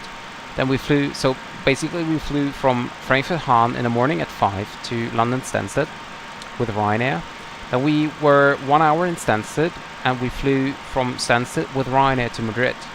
And after that we flew from Madrid to Frankfurt after 3 hours. Like we had 3 hours at the airport of Madrid, where a friend of mine visited me. And then we flew back from Madrid to Frankfurt in the LAN A340. It was a very nice trip, all on one day. So basically I was starting in the morning at Frankfurt, just flying the whole day, and then I was at home in Frankfurt in the evening again. That was a really great day.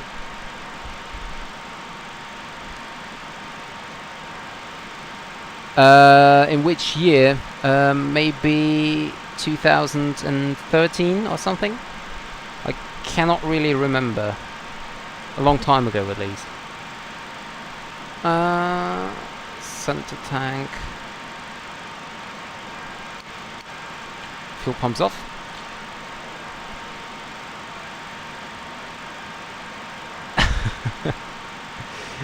Well, no, Alex, the problem is, you know, I know that it's kind of interesting and I know it's kind of fun, but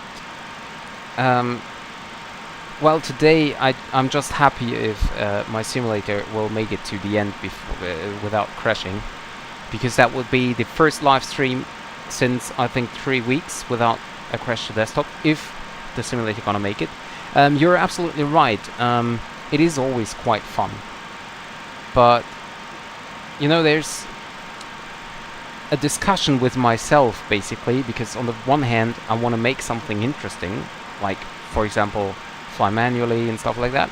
On the other hand, I like to fly like as real as it gets, and there is basically no pilot, just for fun, disabling the autopilot and flying completely manual without a specific reason, you know. And that's the two sides I'm always fighting in myself to decide which one to do. That's why I at first always resist, because I want to do it as real as it gets, and then most of the time the other side wins, where I want to say, well, yeah, but on the other hand I want to do something interesting as well.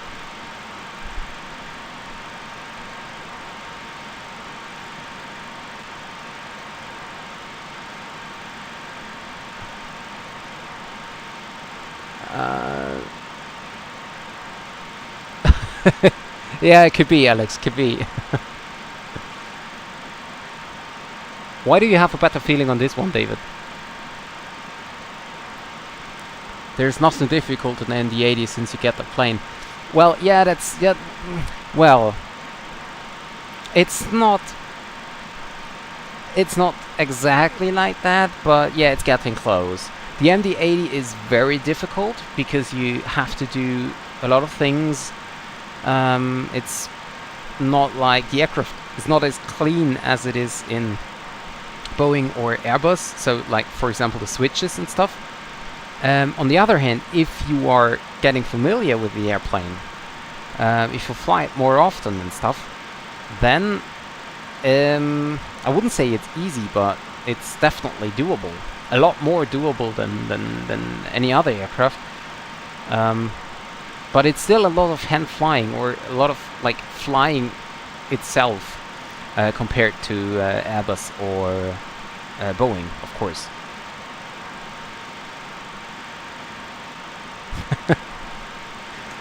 Oh no, and my logo has a blue background. I hope you still like my logo as well. So, quick fuel check here. We're coming into Ermit.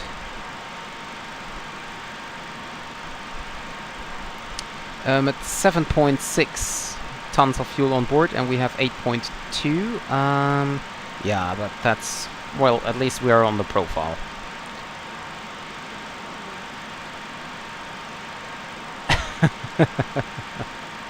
I thought so. So what does my CPU does? 42%, okay, that's fine. RAM is at 49%. Graphic card is at 57 degrees, that's fine, 36%. So concerning the systems data, everything looks quite okay. Over there, by the way, is the African border, coastline of Morocco. And down here, that should be Marrakesh, I think. Oh, by the way, I know you cannot see it.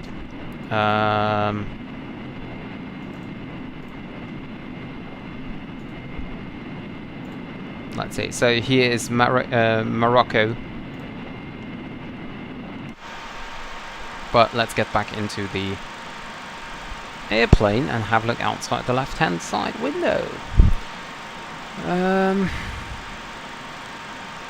Welcome back, Derek.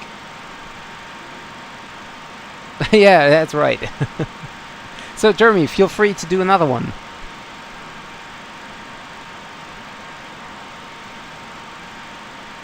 Yeah, that's right, Alex. That's right.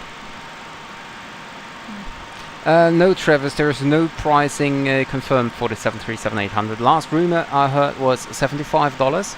That's why I said $75 in the donation bar down on the left.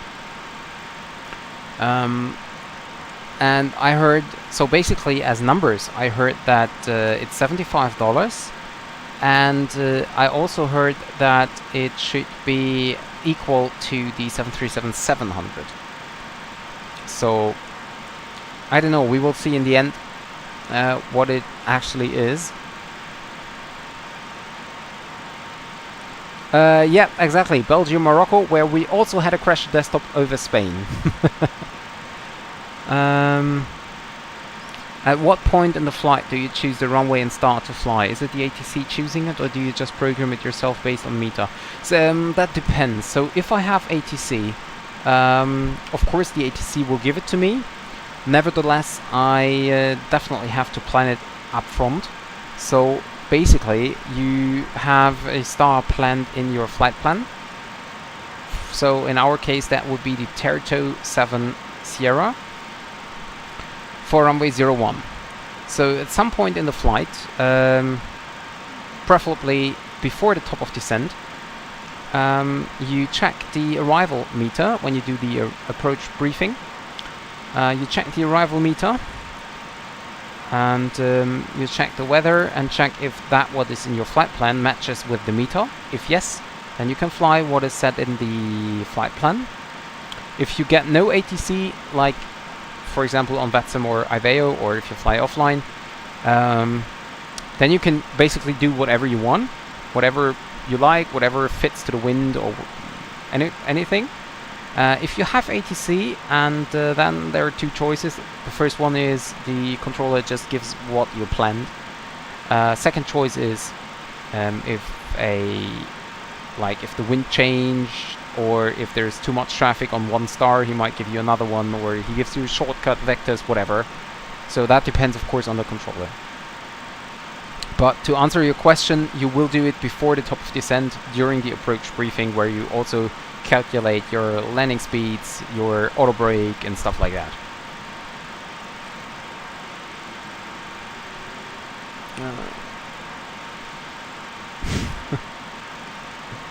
I'm gonna have to fish out some money from somewhere then. Don't worry, Travis. As I said, I'm doing it out of fun. I will buy the Boeing 737-800 anyway. And everyone who wants to support me with that is highly appreciated. I'm highly welcome to do so.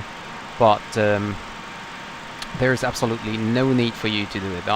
For me, it's just important that you enjoy the stream. That's why I'm here, and that's completely enough for me. There's a secret. ATC choose runway in use based on meter. Yeah, exactly. Well, crash, I hope you mean it. Yes, I mean the simulator. Will it crash again? On the other hand, I can remember my 2 flights into Kai Tak. The first one ended in the water because my engines shut down. The second one ended, well, basically I landed, but the landing rate was, well, you basically can't forget about it. Yeah, but in the last, I don't know, 2 or 3 weeks, I had a crash desktop almost every stream. So last Saturday I reinstalled the flight simulator. And yesterday was the first flight then with the new simulator. And I didn't have a crash desktop, but the simulator froze. I don't know why, but it froze.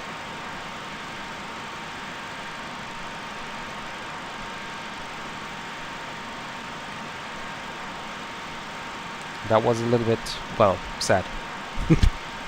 But yeah, so today I'm trying it again. I just have like the basic programs open, what I really need. So that's why I do not have the overlay as well. Yeah, I don't have the overlay running because I read something that it could be SimConnect, which connects external programs like, for example, FlyLife Studio with the simulator.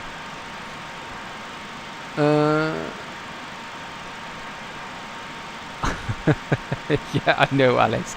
I think, Alex, that was the best stream for you, right? The Kaijak landing where it crashed in the water. Don't worry, David. Don't worry. No, Zane, not 15 minutes to landing. 1 more hour, so 1 hour and 15 minutes to landing. Yeah, it seems as if there are some problems with the simulator lately. Don't know what exactly it is. I just hope that I'm gonna make it onto the ground today without any crash to desktop. I also have GSX installed again. Departure went fine, except I didn't see any passengers, but at least it works fine. And I will see about the arrival there. Yeah, the second landing into Kaitak was a Ryanair landing. Was even worse than a Ryanair landing.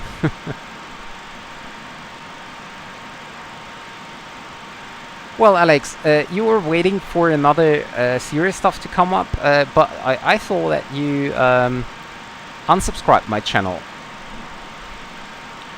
I saw that, and you also left the Discord channel, so don't tell everyone you're waiting.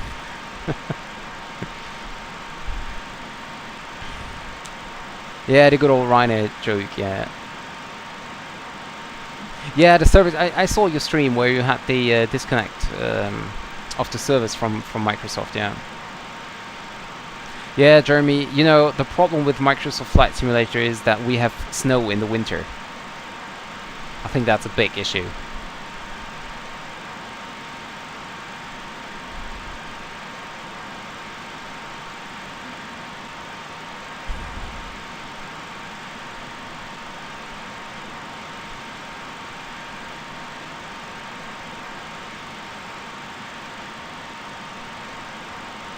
Yeah, I know, Alex. I know. You told me about that. It's actually I'm not like angry or something like that. I understood that for you there is some other kind of interesting stuff. I totally understand that. But for me, it's I just enjoy flying and try it as real as it gets. I don't need like failures and stuff. You're right. I absolutely enjoy, for example, the 250 knots final. Which I did basically into Sevilla last week. 250 knots final onto 8 miles. It was great.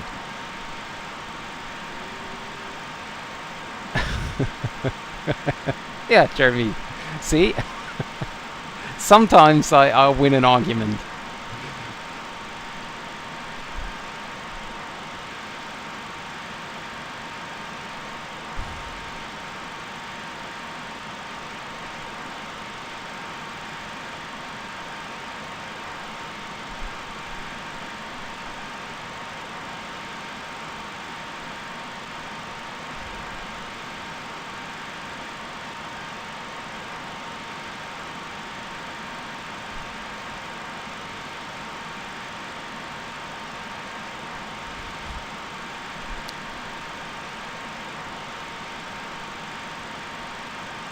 It's German Flight Simmer, not German Flight Gamer. Yeah. Yeah, you can say so. A lot of people say it's a flight simulator and not a flight game. So that's a lot of what a lot of people say. Nevertheless, it's the problem just is, you know, I'm lacking the time. If I have time to fly, then I'm using the time to fly. I had so many ideas of doing emergencies, of doing, I don't know, tutorials, startup tutorials or stuff like that. But I mean, it's one thing to do an, I don't know, MD-82 APU startup tutorial. Also, there are a lot of tutorials outside already, but it's a totally different thing to edit the video, to upload it then and stuff like that. It's just too much time for me, and if I have the time, I don't want to spend it editing videos, so yeah.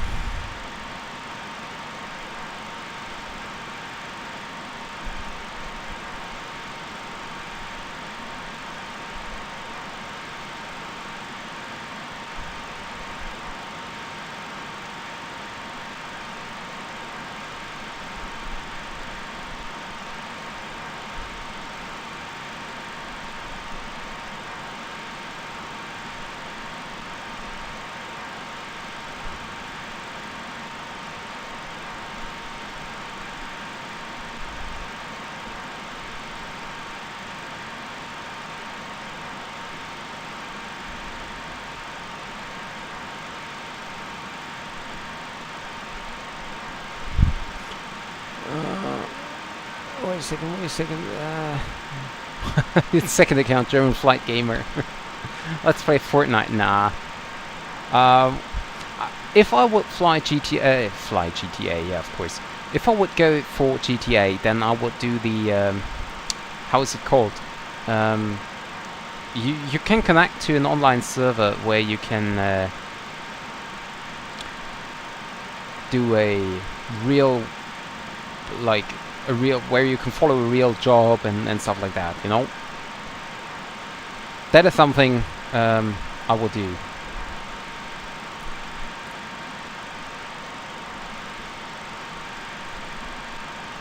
Let me see, let me first turn that down a little bit here. Okay, perfect.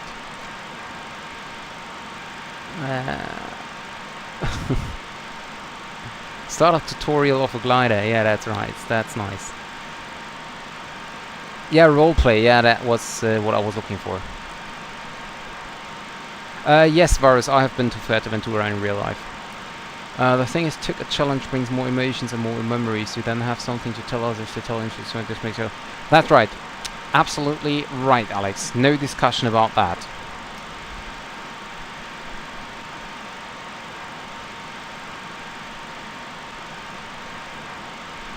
For example, the Kaitak stream. That's a good example. Yeah, I should, but then the very... Oh, okay, I picked German presence in Chandia. Yeah, I know. For example, you can tell everybody that can talk about other stuff, but what can you tell about just normal flights? Nothing. This is why challenges are always great. Yeah, that's right. That is right, Alex. But, you know, it's hard to explain. You know, for me, I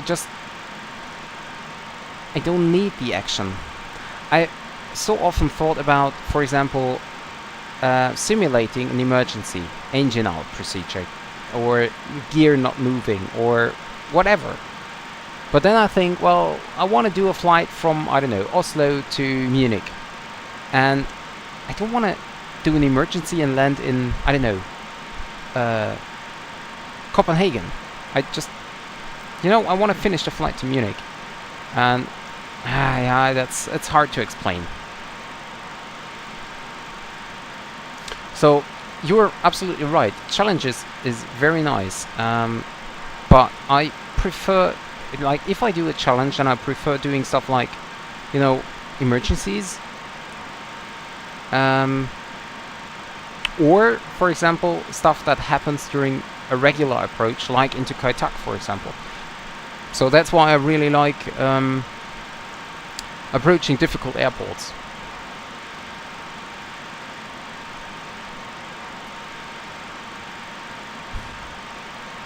Yeah, but at some point there won't be any challenges left, you know?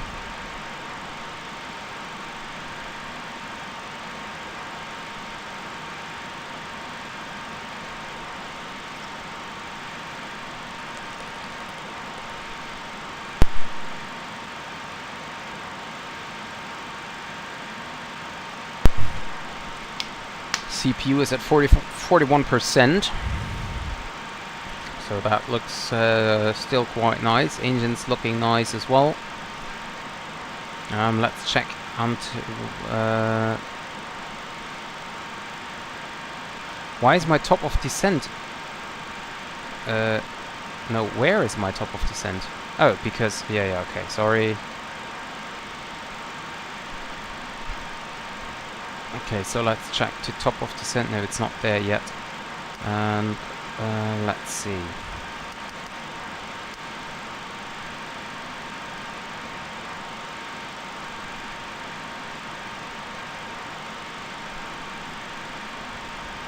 There's my top of descent now. Oh dear lord, what is that? Okay, so let's see. Okay, so here we go, tender.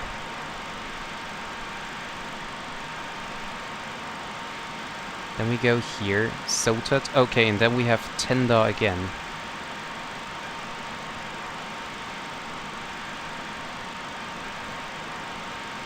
I see, I see. So, let me see. Okay. So we're... okay, I see. That's the one... Okay, no, we're doing the... Isla Zulu, and then go for the to 7 Sierra, and then we go for no transition. Okay, and now we're fine. Perfect. That was weird. Okay, and top of descent is about 2022, so in about 25 minutes.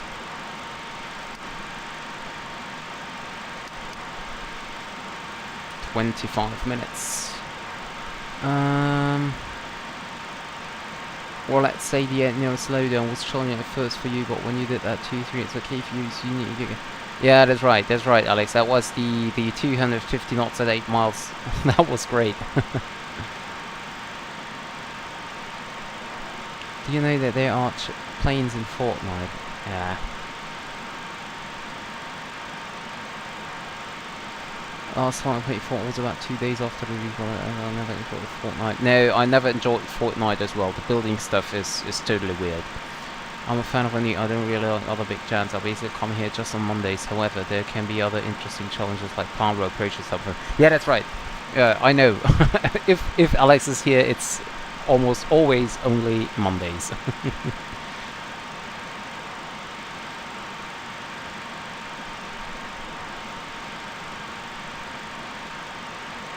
Well, what else do you want to see from Swiss 001? Doing like crazy stuff.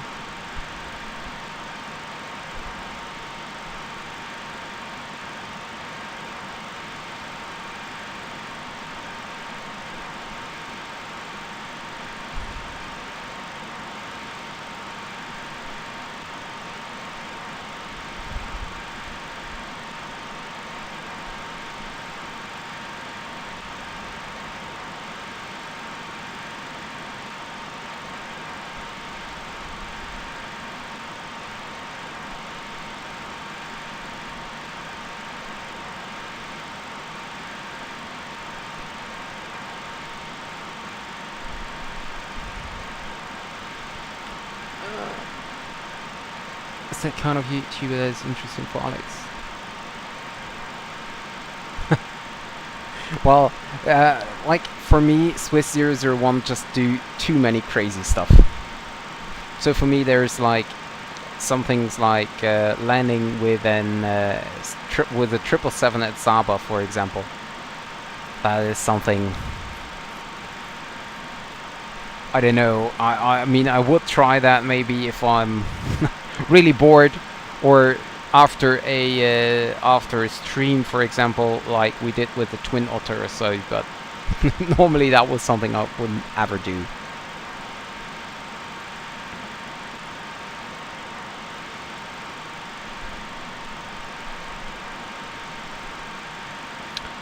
By the way, do you want to see not enough pressure 10 for airfoil system?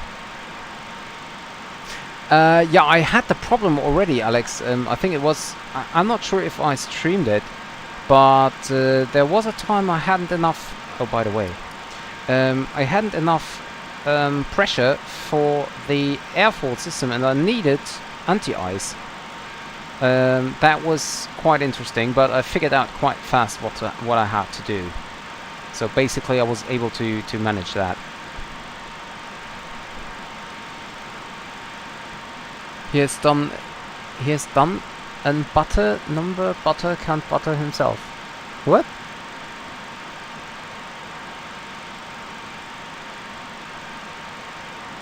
No, I have. Well, what? No, currently I have pressure for. Wait here. I have pressure for air condition. Here's the pressure. But I didn't have enough pressure for anti-ice, so I had to turn the HP bleed off.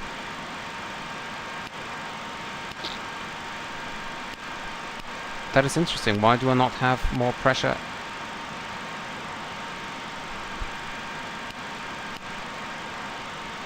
That is interesting.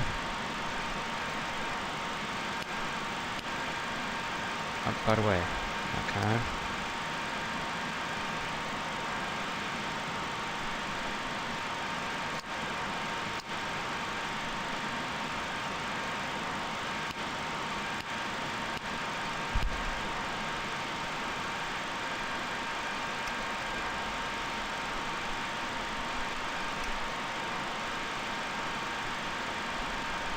Airflow, ice pressure normal, yeah, I know.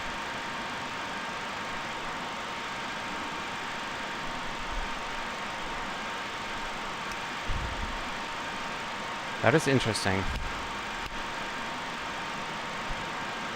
Yeah, of course, standard problem. There we go.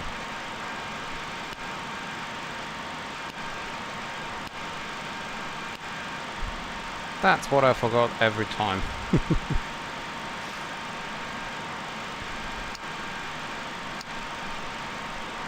So no anti-ice needed. Anyone knows the LED 410? No, I don't know. Right, the arrows just were not visible from the distance, but when do you tune temp select this? Do you think it works? Or when you temp select this, you mean this temp selector here? No, you mean this one. Well, cabin is the current temperature, while cabin supply is what gets into the cabin. So basically we are currently having air flowing into the cabin with 15 degrees. And of course the cabin itself is heated, so that make it 21 to 22 degrees, somewhat around that. By the way, Varus, now it's gonna be time to set up for the arrival, as we are only 22 minutes, or actually 20 minutes before our top of descent. So I will now start to check the weather information for Fuerteventura. And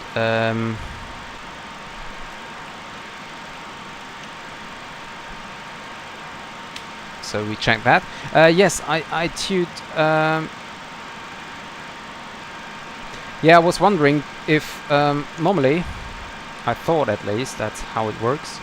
If I go to auto, the system just uses the pressure it needs. If I go to HP bleed off, that just means that the air conditioner will just take the pressure from the fourth compressor. While if I take auto, it will also take pressure from the 13th compression. No, 13th. Is it on the 13th place? I think so. But I was wondering why it's not changing if I go to HP bleed off. The twin otter sounds like an animal. The twin otter digs into dirt, ice and water. Well, might be because there is the name otter in it. So, yeah, wind is 040 at 14, CAF OK, 26 degrees, and QNH of 1012. And by the way, I should have set standard pressure, which I didn't. So, and now I need to go into my tablet here, go to brightness, turn that down a little bit. I'll make it brighter again, maybe for you in the stream, like this. So, and I go now to landing.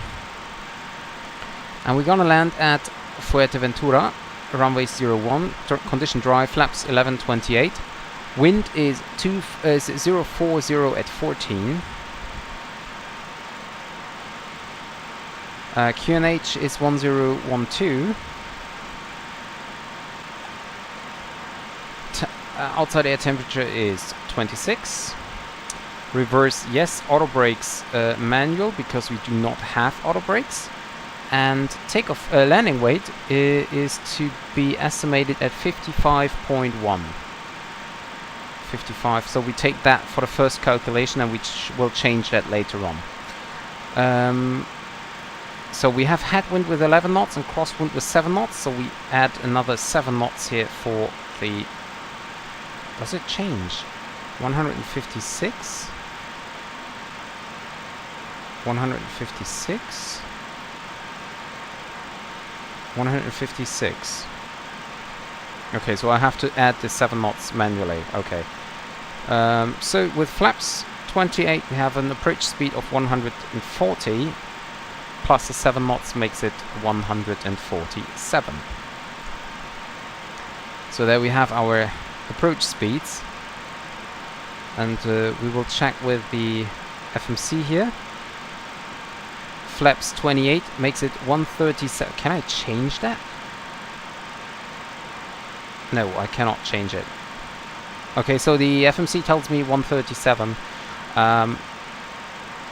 We're gonna make it 147 actually, because we add the 7 knots, and then we're gonna fly a 28 flaps 28 approach.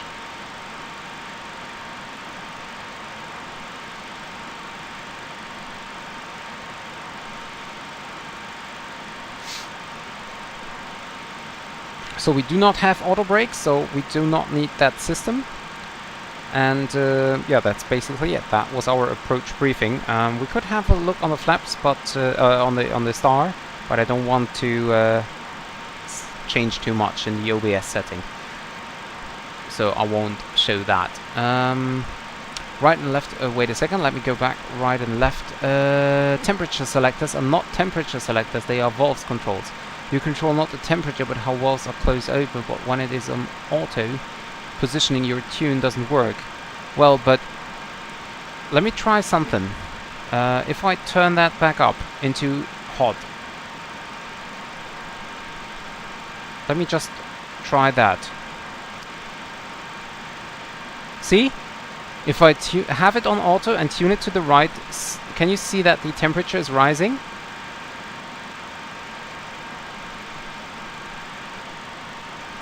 To more open or more close the valves, you switch to regular to manual and then hold it in a certain position. I mean, there is no effect from when you tune regulars in auto position. Okay, see you, David. Thank you for being here.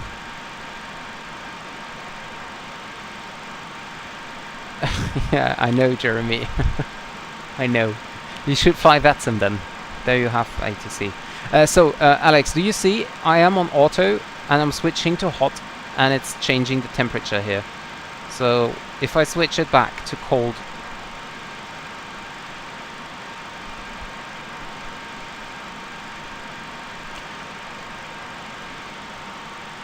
you too, David. So basically, Alex, what I thought is, you can see, by the way, now the temperature is getting down again. For my understanding, if I go to manually and turn it to cold or hot, it's basically just a constant airflow of cold or hot air.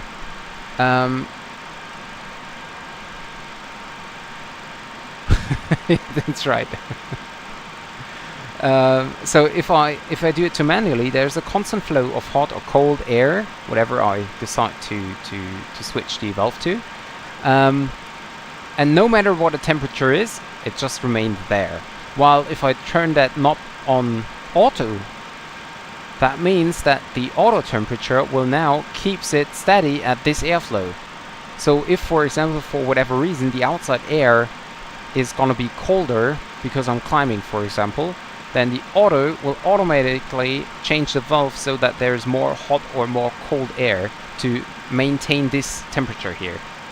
And if I have it on manually and cold, for example, then, I don't know, if the outside air temperature changes rapidly to like a colder one, then, well, whatever. That's at least my understanding of it, but I'm not sure if this is correct, of course. I need to set the pressure, so millibar 1012, that is what we have at Fuerteventura. And the airport elevation is at 83, so we set that to 83, or like 80, whatever. Now we have to have a look on the top of descent. Interesting, looks like it works the way you think. Yeah, seems I'm wrong, but this is because from what I know about the system, it should be working the way I described. Okay, yeah, I'm not sure, maybe we can dig deeper into it, but I mean, that's also just the experience I had, but maybe my explanation was wrong. But yeah, at least in the simulator it is working like that. I don't know if it's correct, but for me it is now working, so.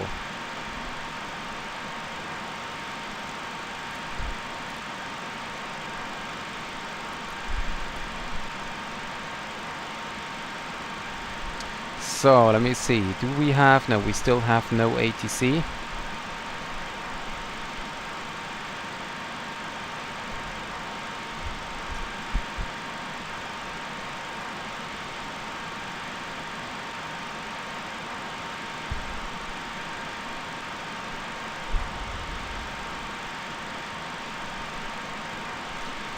(2022), so in about 11 minutes we're gonna start our descent. So the point of descent, or the top of descent, should be here. Oops.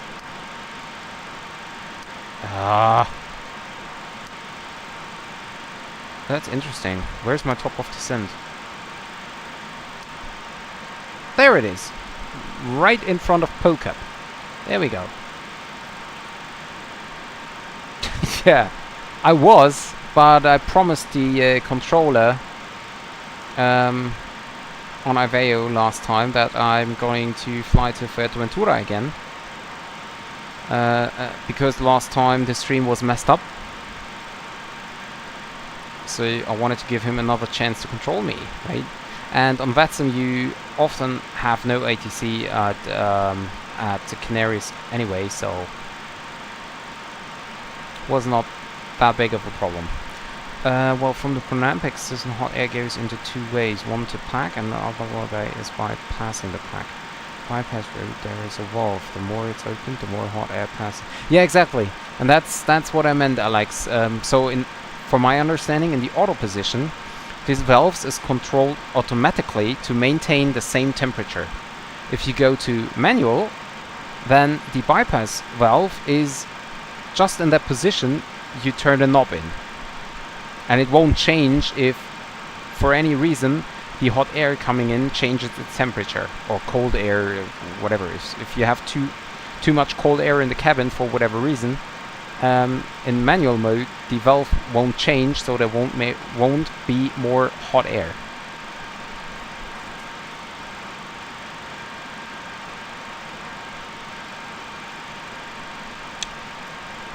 So that's basically my understanding of it.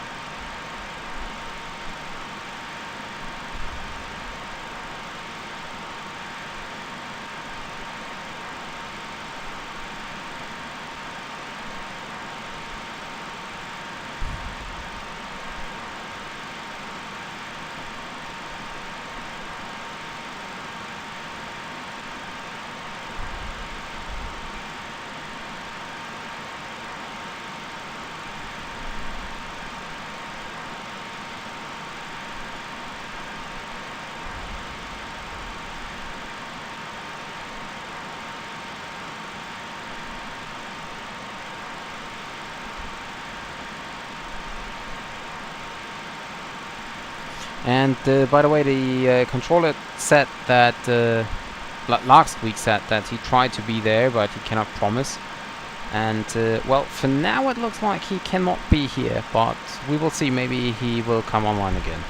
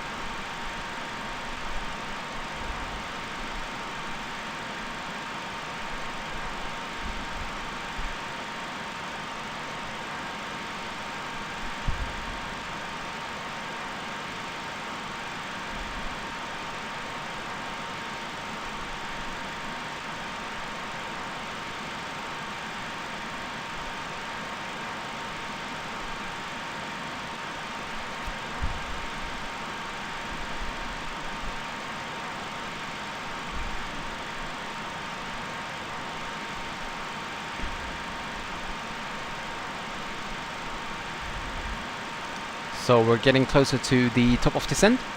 In auto position, the system trying to maintain a certain amount of temp at the cabin. Can't see the exact number, well, let's say 22 degrees. So in order, the system changes valve position in order to get the target in manual position. Just keep the valve in certain position no matter what. Exactly. Exactly. That's what I meant. That's what I basically said. Although you basically in the MD, you're not controlling the cabin temperature. You're just controlling the air which is coming into the cabin. So basically I'm controlling the cabin supply and not the cabin temperature. So it is more important for me to check the cabin supply to have 15 degrees coming into the cabin, because I cannot, you know, change this temperature anyway. Unlike the Airbus or Boeing, where you can set a specific temperature and the system will hold it itself.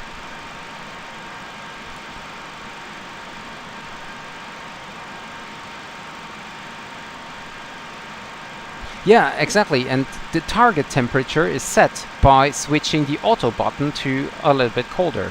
So for now I switched the target temperature to 15 degrees basically. As not in the cabin, but for the cabin supply, for the airflow. So the aircraft now manages the valve automatically to get 15 degrees of air into the cabin.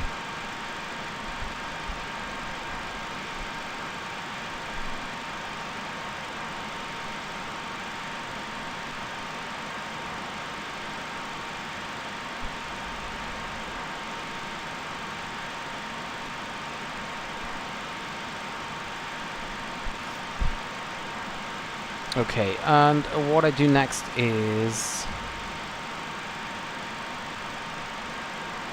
let me see, ILS.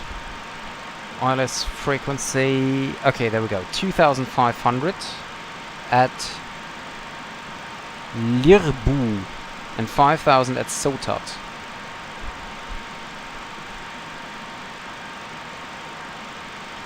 So we're just flying the... Okay. At or above 5000 over Sotat. So that's what I'm gonna do as well. Sotat. Put that fix in. And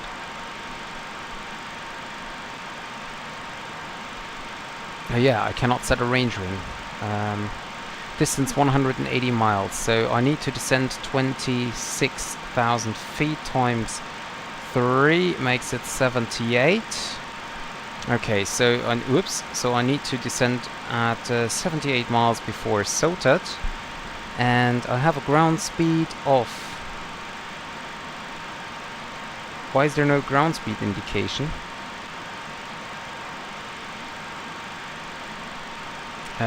Okay, that's not good. Why is there no ground speed indication? Normally there should be a ground speed indication over here. But apparently there is not. So, okay. Well, at least we have headwind. So we have a ground speed currently of... let's see, can we calculate it?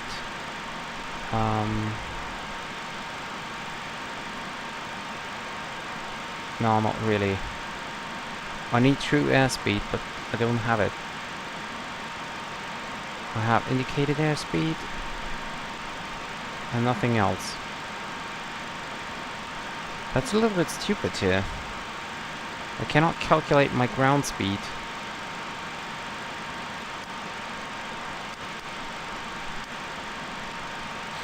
Okay, so let's just assume we have like 440, then I would need to descend with 2,200 feet per minute to make it to Sotat at 5,000.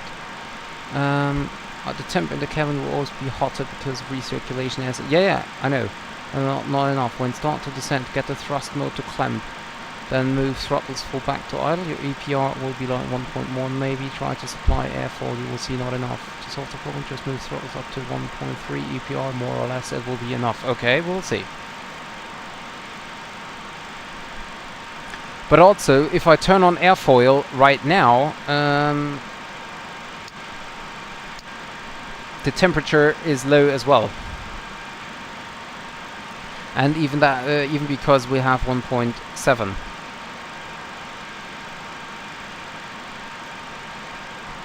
Okay, now we have it. Okay. Airflow, ice pressure, normal. Abnormal. So I need to turn these switches on, and then it should be this. Yeah, exactly. But I will test that. I will test it.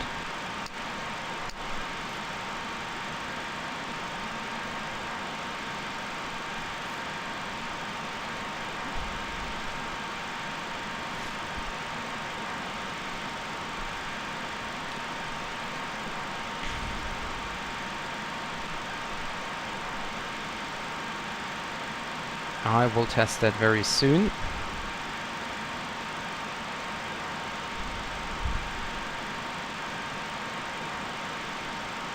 So we are now approaching our top of descent.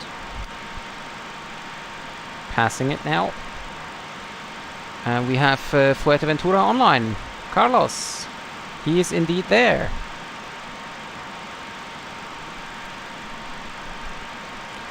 So basically, switch off the auto throttle. We have these on. And Alex, please, correct me if I'm wrong, if I turn on the airfoil now, temp low, now it's pressuring up, then that should be disappearing. 1 and 2.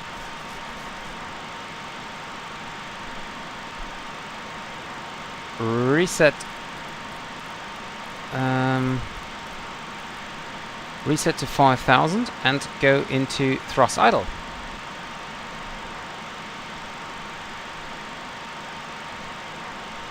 So we still have enough pressure here for the moment. Yeah, and go down 5000.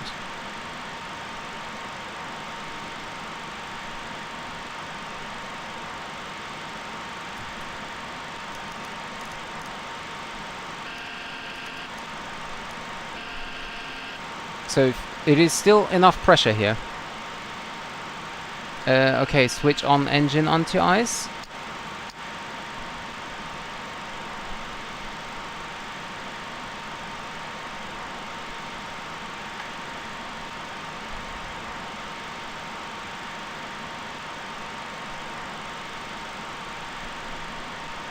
So, okay, temp low.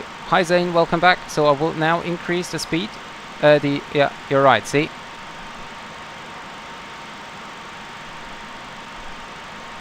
So I'm back to 1.01, but the message does not appear anymore. The message does not appear anymore. Oh, there we go. And if I now increase the thrust again, the message disappears. There we go.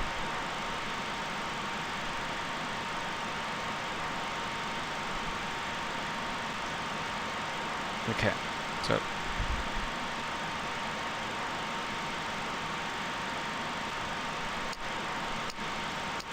but we don't need anti-ice, so turn that off. So better your YouTube. Yeah, I know. Better your YouTube crashed than my simulator, right?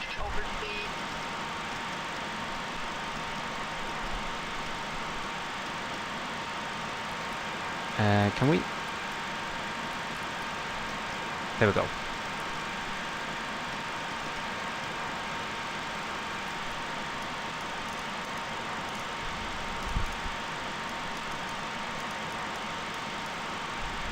Oh, by the way, Alex, I have something to tell you. That was quite funny. I was listening to some ATC lately on Iveo or Vatsum, I cannot remember. However, there was a guy flying the MD-82, and every time he was talking to the controller, you was able to hear another background noise of any error message if master caution and stuff like that. There was always some like overspeed, stall. There was always some other error message. That was so funny.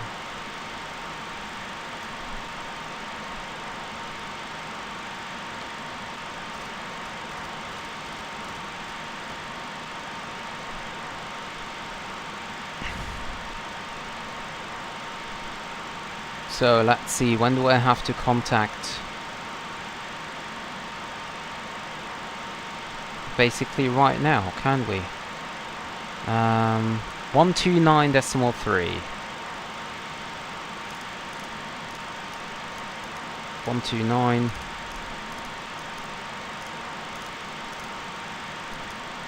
Decimal 3. So we're switching over now to approach. We will see, Alex. We will see. Switching over to Canarias. What is the call sign? Is it Canarias approach? Yes, it is Canarias approach. Canarias approach. Muy buenas tardes. Spanair 4277. We are on the 3270 arrival and passing now flight level 203. Spanair 4277, good afternoon, radar identify flight level 200, continue descending flight level 130. Descending flight level 130, Spanair 4722.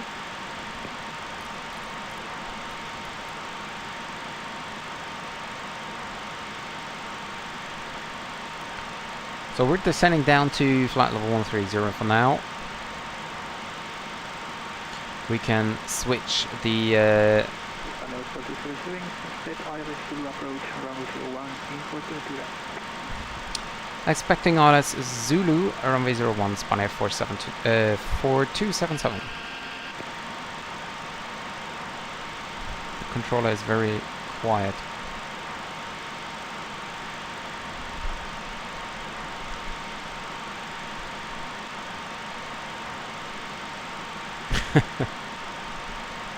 I'm not even sure if I want to have to challenge. You know, it's stressing, especially without auto thrust. So only autopilot, that would be maybe something I could do, but manual thrust, I'm still not getting familiar with the thrust of the MD-82.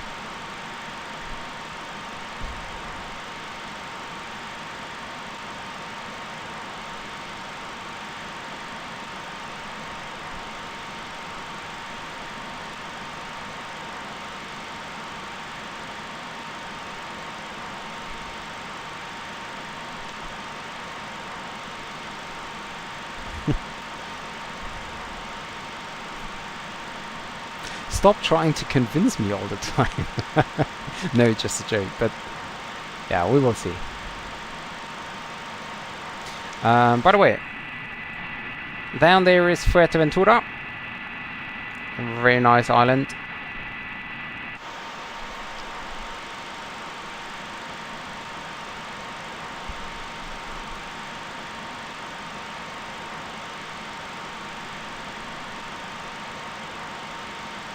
And we can set the... no, we cannot yet set the QNH. Yeah, and I need to get there. By the way, ILS is 109.5. That is fine. And I need... Is that 109.5? Does the FMC set it automatically?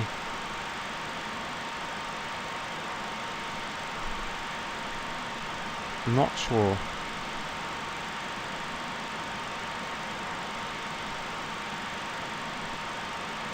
Am I stupid? Where is my nav frequency radio? So if I want to set a manual... Oh god. Forget about it. I have never asked.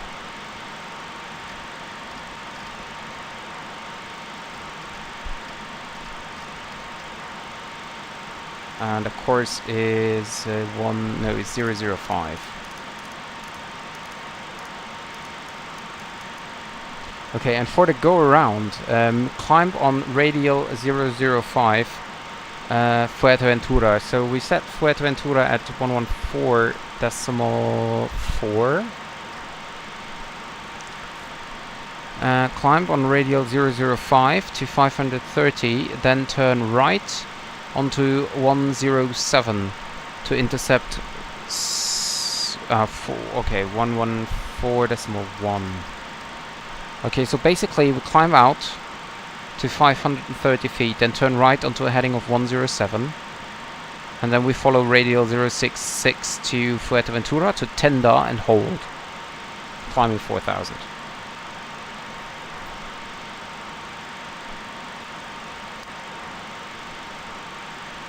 Turn on the terrain radar. Yeah, I forgot where the nav frequency is. Yeah. I know, but I will fly Boeing very often in the next few weeks as the 737-800 comes out. There will be a lot of flying of Boeing.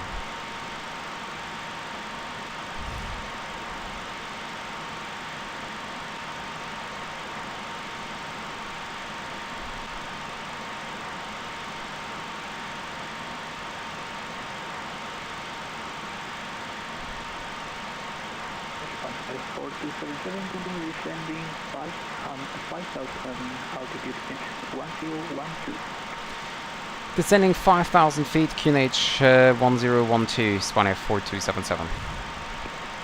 Now we can set 1012.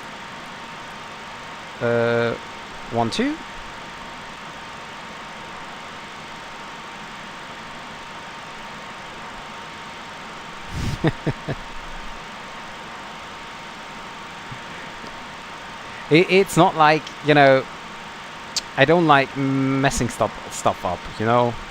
And by the way, Alex, I just watched a stream of 737NG driver, which is a real Boeing pilot.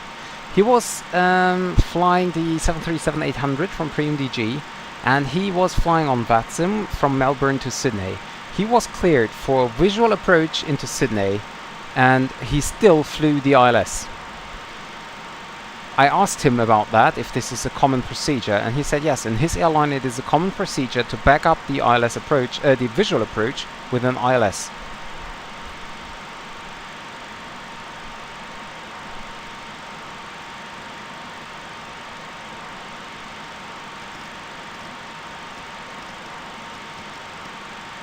Reducing the speed now,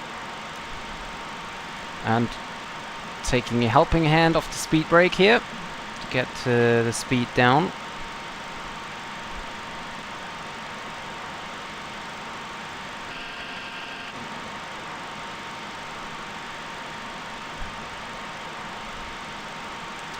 Get the wing lights out for another bit of drag.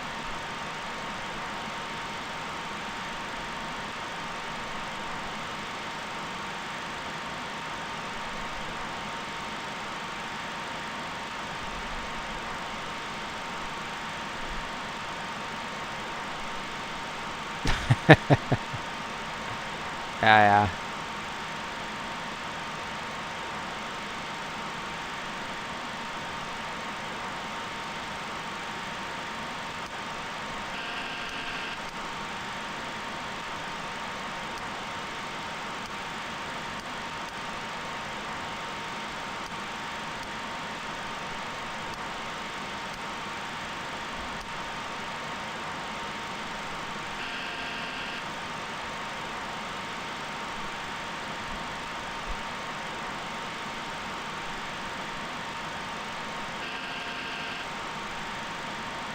Yeah, I need to be concentrated. The problem is now that I'm a lot higher than I intended to be, actually. And I need to turn on head tracking as well. Ah, God. That will be too much stuff to do.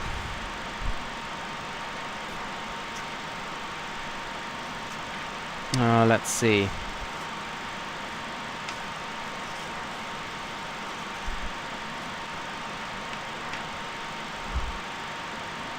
Okay, so pretty okay.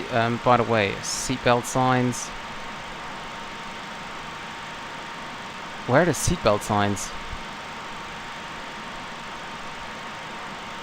There. Okay, still on. Perfect. We turn down the speed brakes now. Transition altitude is set. Hydraulic pumps should be set to on. Transfer on high and high. Engine sync is not required. Pressurization panel is set. Windshield anti-fog is on. Airspeed box are set. Check. Cross weight is 55.41. Whatever I... wait a second. What did I say? 55.1. That's fine. Bridge brief is completed. Weather engine is okay. Fuel pumps are on. Fuel cross feed is off. After Pushback, DTR finalized to runway 01 approach. After SOTAT cleared for the ILS runway 01, Spanair 4277. Autopilot.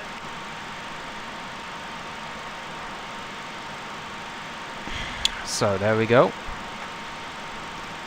Go down with the speed buck now on 147, so I know where my final approach speed will be.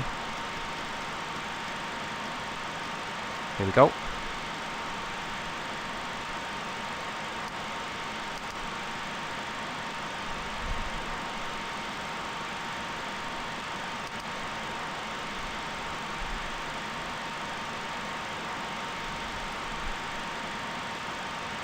And I have not turned on head tracking here, so let's do that. Okay.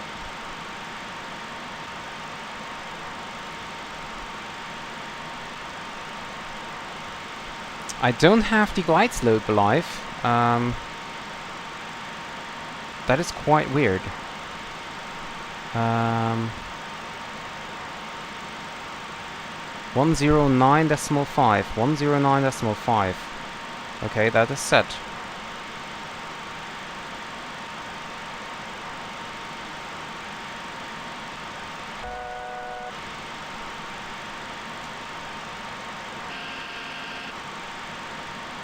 Okay, we're having a look outside if I can see... Oh yeah, I can see the runway. Okay, perfect. So even if we do not get the glide slope, we can go fully visual.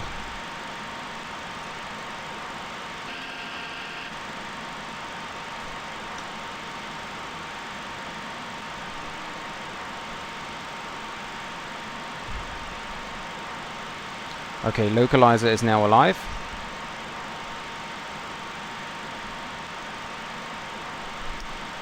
Lights on.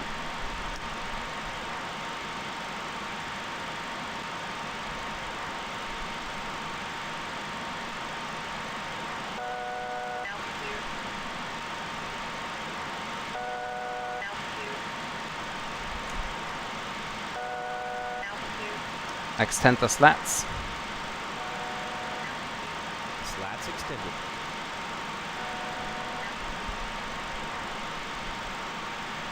Yes, we're clear for the ILS approach.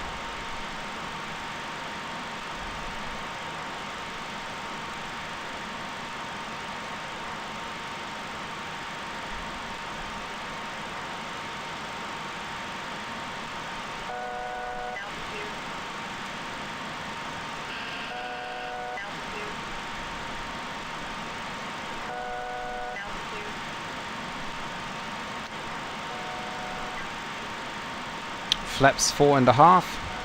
Forgot to set that up. Glide slope is now alive.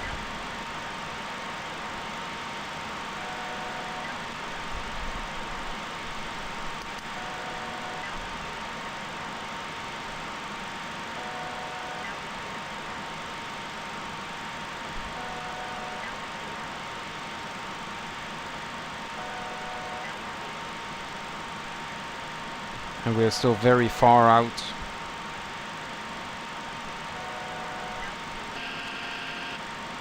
Landed to Zagreb, and now I can concentrate to watch you landing. Have a smooth and happy. Oh, by the way, guys, I need to do something. Let's hope that the simulator won't crash now. I need to start my landing rate monitor, because otherwise I don't have anything about my landing rate.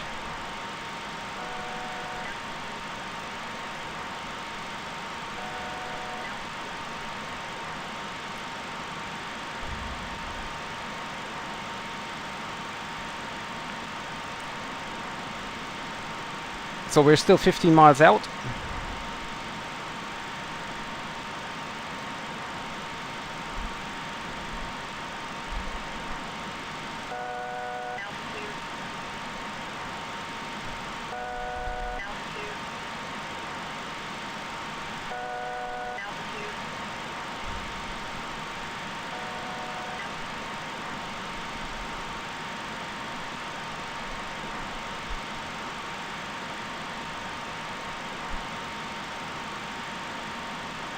Do not complain, Alex.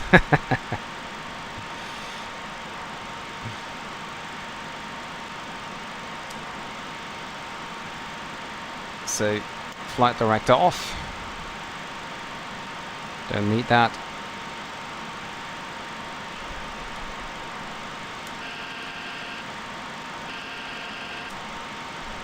"12 miles.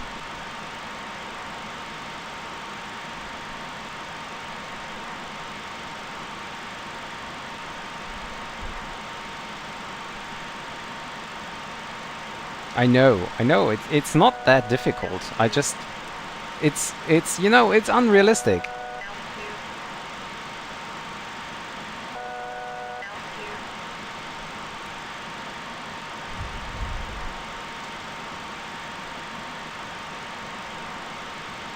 9 miles out.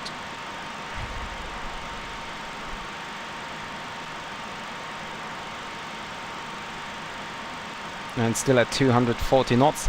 That's something, Alex, I love about the MD. I mean, we are 8 miles out and still at 240 knots. That is just amazing.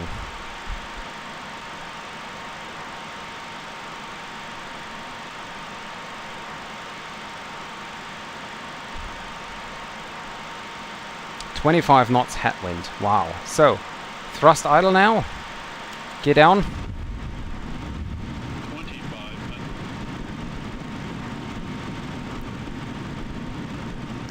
Lights on.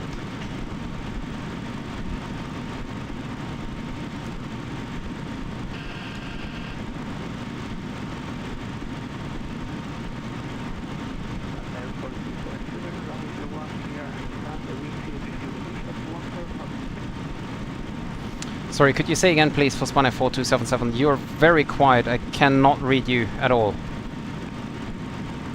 Spanair 4277, runway 01, clear to land, the wind 030 degrees at 14 knots. Clear land, runway 01, Spanair 4277. Thank you.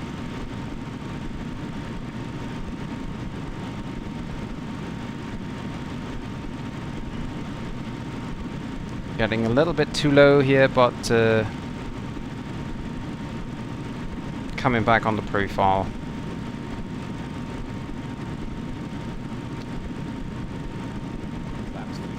Flaps 15.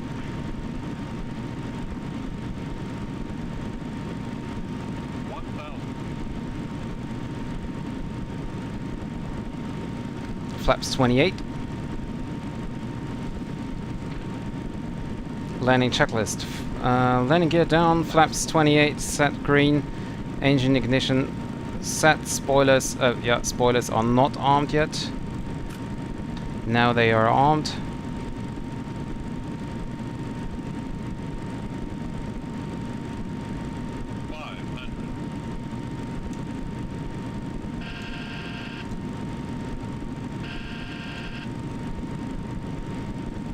Somewhat more thrust here.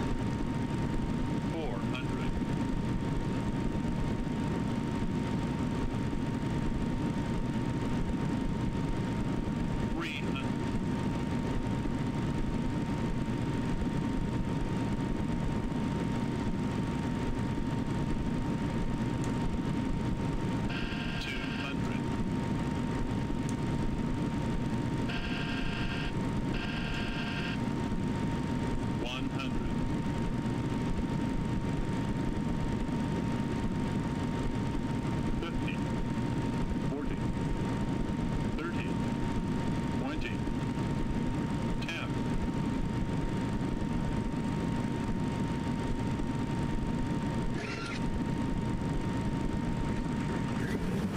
And we're down.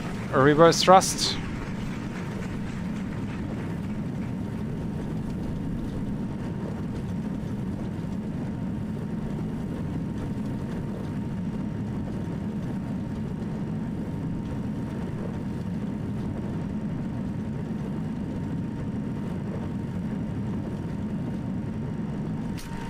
Reverse off. Reverse lights out. Manual braking. 60 knots. Guys, that was the best landing I have ever had.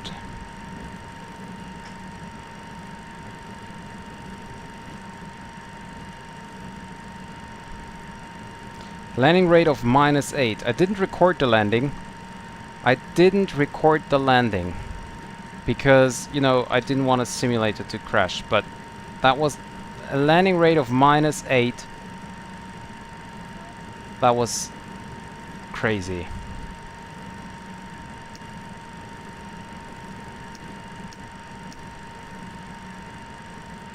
So let's just hold here for a second and clean up the aircraft. Flaps up. Spoilers disarmed.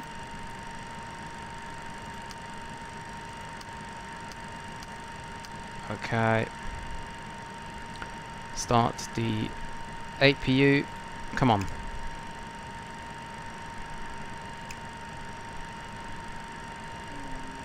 Start the APU. Come on. Terrain radar off.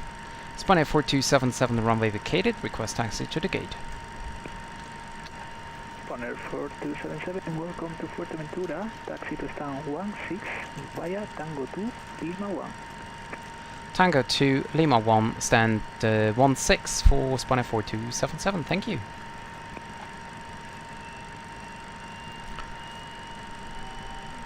So, I will read later on what you wrote in the chat. Let me just get to the apron. Check the right side is clear, left side is clear.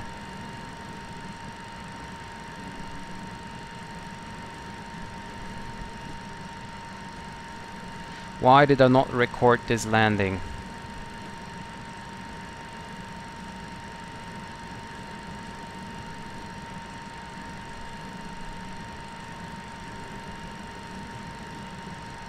Well, that was a butter landing, I swear. So, we are now on Tango 1, and Lima 1 is the first one. And then we go to stand 16. Okay, so GSX, let's see. And please do not crash. Gate 16, which is then small. Let's see. Ramp, okay.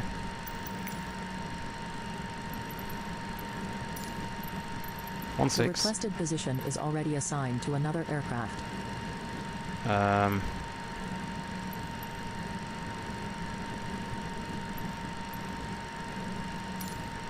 Okay, so this is already assigned to another aircraft. Might be that there is a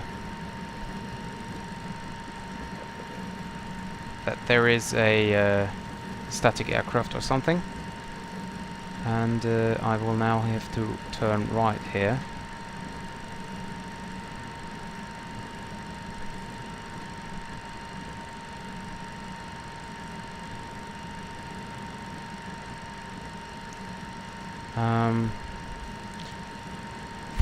Canaries approach Spanair 4277. It seems as if gate 16 is blocked by static aircraft. Could we have any other gate besides that, please?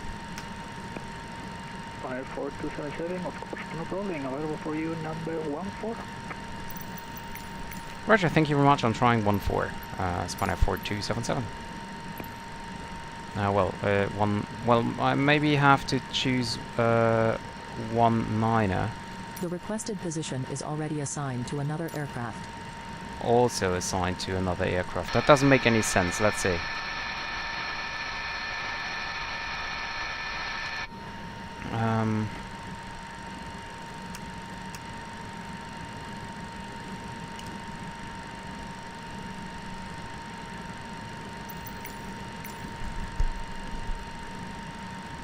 It doesn't actually look like any gate here is taken, so...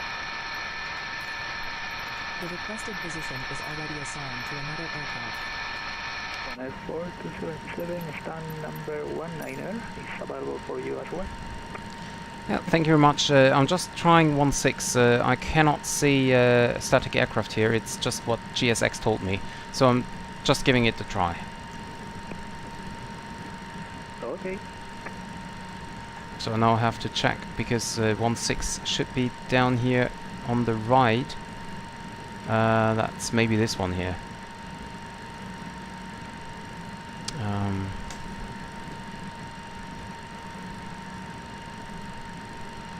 So, let's see.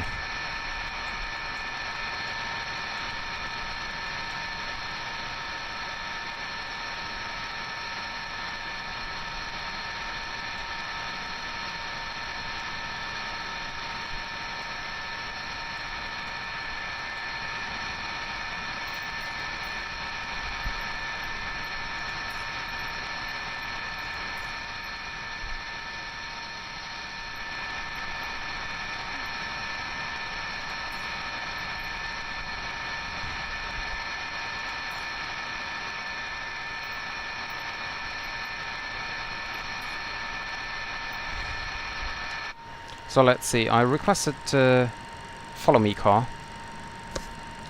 Let's see if he will come. Okay, sorry, let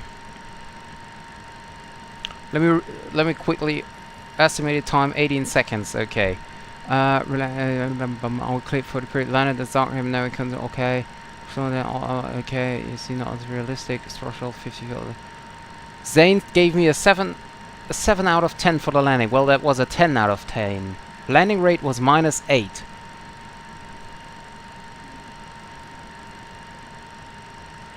You always go too low. Not the first time I love you, you went too low, and you hear you most of the time below the glide. Yeah, I know, I know.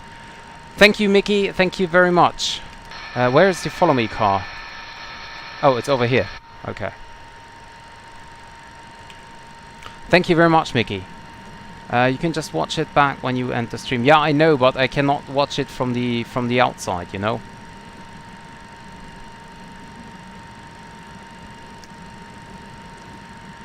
Where is the follow me car? Oh, it's over there. Okay, I see. Why is there no apron lighting? I thought I have Fuerteventura scenery installed, but apparently I have not. Darn. Well, anyway.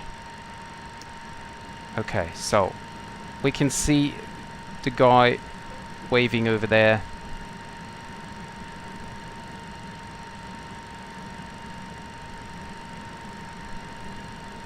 Oh, that's nice.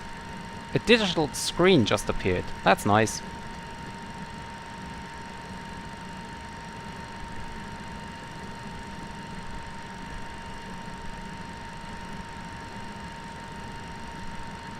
Slowly, slowly, slowly.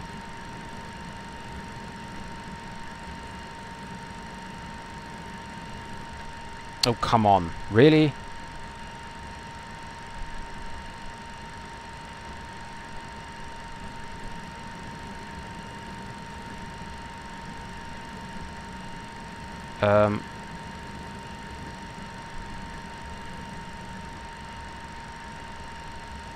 Okay. Is the parking brake set? I cannot see that. Now it is set. And APU generators are on. We cut the engines.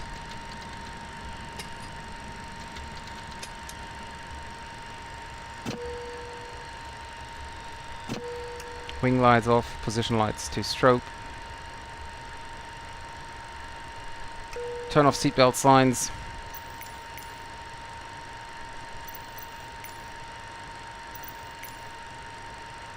And request deboarding. Deboarding requested.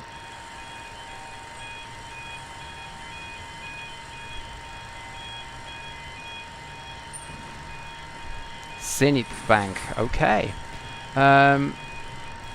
So again, you like to take a challenge. Open after cargo door. No, I have to do that here. After cargo door. Passengers deboarding starting. Forward cargo door. Baggage unloading in progress. So let's see if we have passengers now.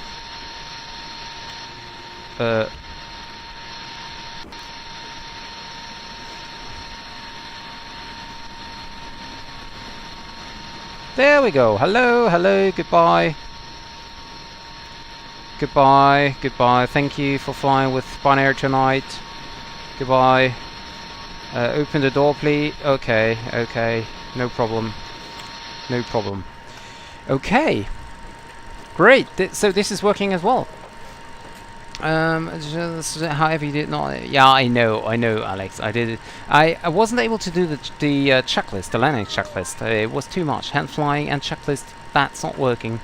Don't tell me you don't like it, Charlie. Don't tell me that because it's not true. You enjoy flying. You enjoy Charlie. You think you don't like it, but yeah, of course I like it. It's interesting, but it's still. I feel personally it's unrealistic. That's my problem. You know.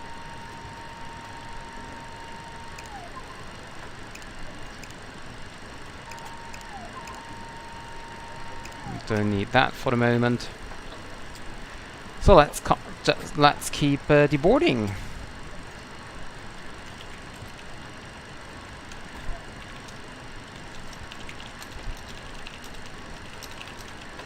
Spanair 4277, Monday Unicorn 122.8.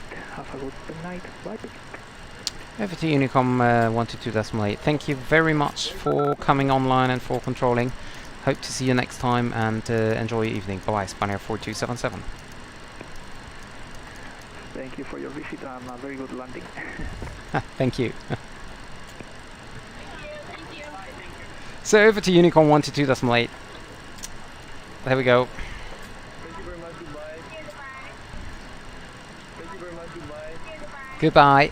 Okay, so let me read. Yeah, what's wrong with a 7? Well, basically, Zane, I got a landing rate of -8. I think that's almost not possible, but it was -8. Why do you think it's not real? Because I don't really think that other controllers, other pilots in real world turned off the autopilot to, you know, to produce a heavier workload than what they actually need. You know what I mean? With disconnecting the autopilot and hand flying, they produce a lot of work additionally to what they originally had to do. For example, I wasn't able to do the landing checklist because obviously I was alone in the cockpit, but I could have done it if the autopilot flew the aircraft. Also, it increases, like, you know, possible errors, and I think that real-world pilots didn't do that. I mean, maybe I'm mistaken, but that's how I feel about it, and that's why it just feels unrealistic to me. Do you want to deboard crew? Wait, what? Do I want what?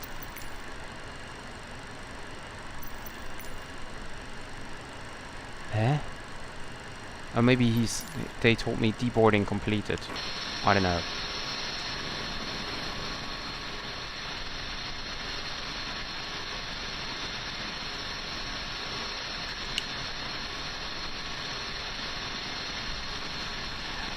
Yeah, that's true. I obviously didn't see any real world pilots do that. I was looking on YouTube actually if I can find a video of an MD-82 for a normal flight, but I wasn't, unfortunately.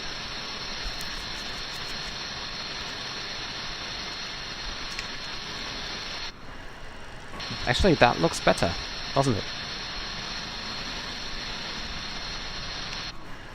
Okay, so anyway, I'm very happy, of course, because the landing was great.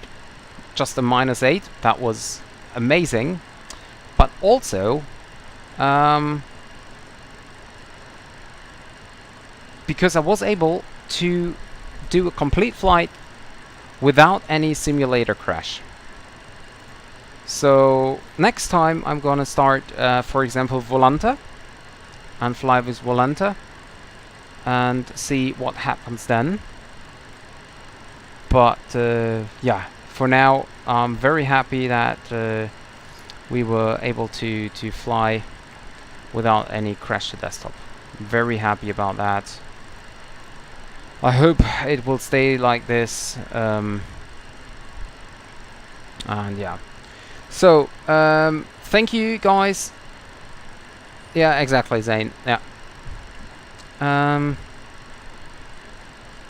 not sure, Alex. The next week, the PMDG 737-800 comes out. So I most likely will fly that. So it is possible that we don't do the Maddog Monday. Yeah, but because of other reasons. And also we have to modify the precision time challenge, because like I did it last time, that was kind of weird. Because when I departed Billund for Copenhagen, and then from Copenhagen to Düsseldorf, all the time I saved between Billund and Copenhagen was basically for nothing, because the only flight which was important basically was the second one. But yeah, we will see. Maybe the PMDG does not come out this week, and maybe it will come out next week. I don't know, Tuesday or Wednesday or something. Then we can do that. But we will definitely fly the Maddog on next Monday, no matter if time precision or not, if the PMDG comes not out. Well, I won't cancel it. Maybe I'm gonna pass it once for the PMDG, but I will definitely not cancel it. Don't worry about that. So yeah, for me now it's time to go, and stay tuned for another flight. Hopefully it's working in the future as well. So yeah, for now, let me see before I leave about the current processor. CPU 45% as well, 58 sometimes. Okay, that's fine. Okay, so guys, thank you very much for being here. Thank you very much for all the new subscribers for today. Thanks to I can't remember the name. It was like not, what was it? Not True Marcus or something like that. Thank you very much anyway for the donation. Every euro, every dollar helps me towards the goal of the 737-800. And yeah, so I hope you guys enjoyed the flight. Sorry that I didn't apparently activate the Fuerteventura scenery. But yeah, thank you very much guys, have a great night, and I hope to see you guys for the next stream. Thank you very much, and bye bye.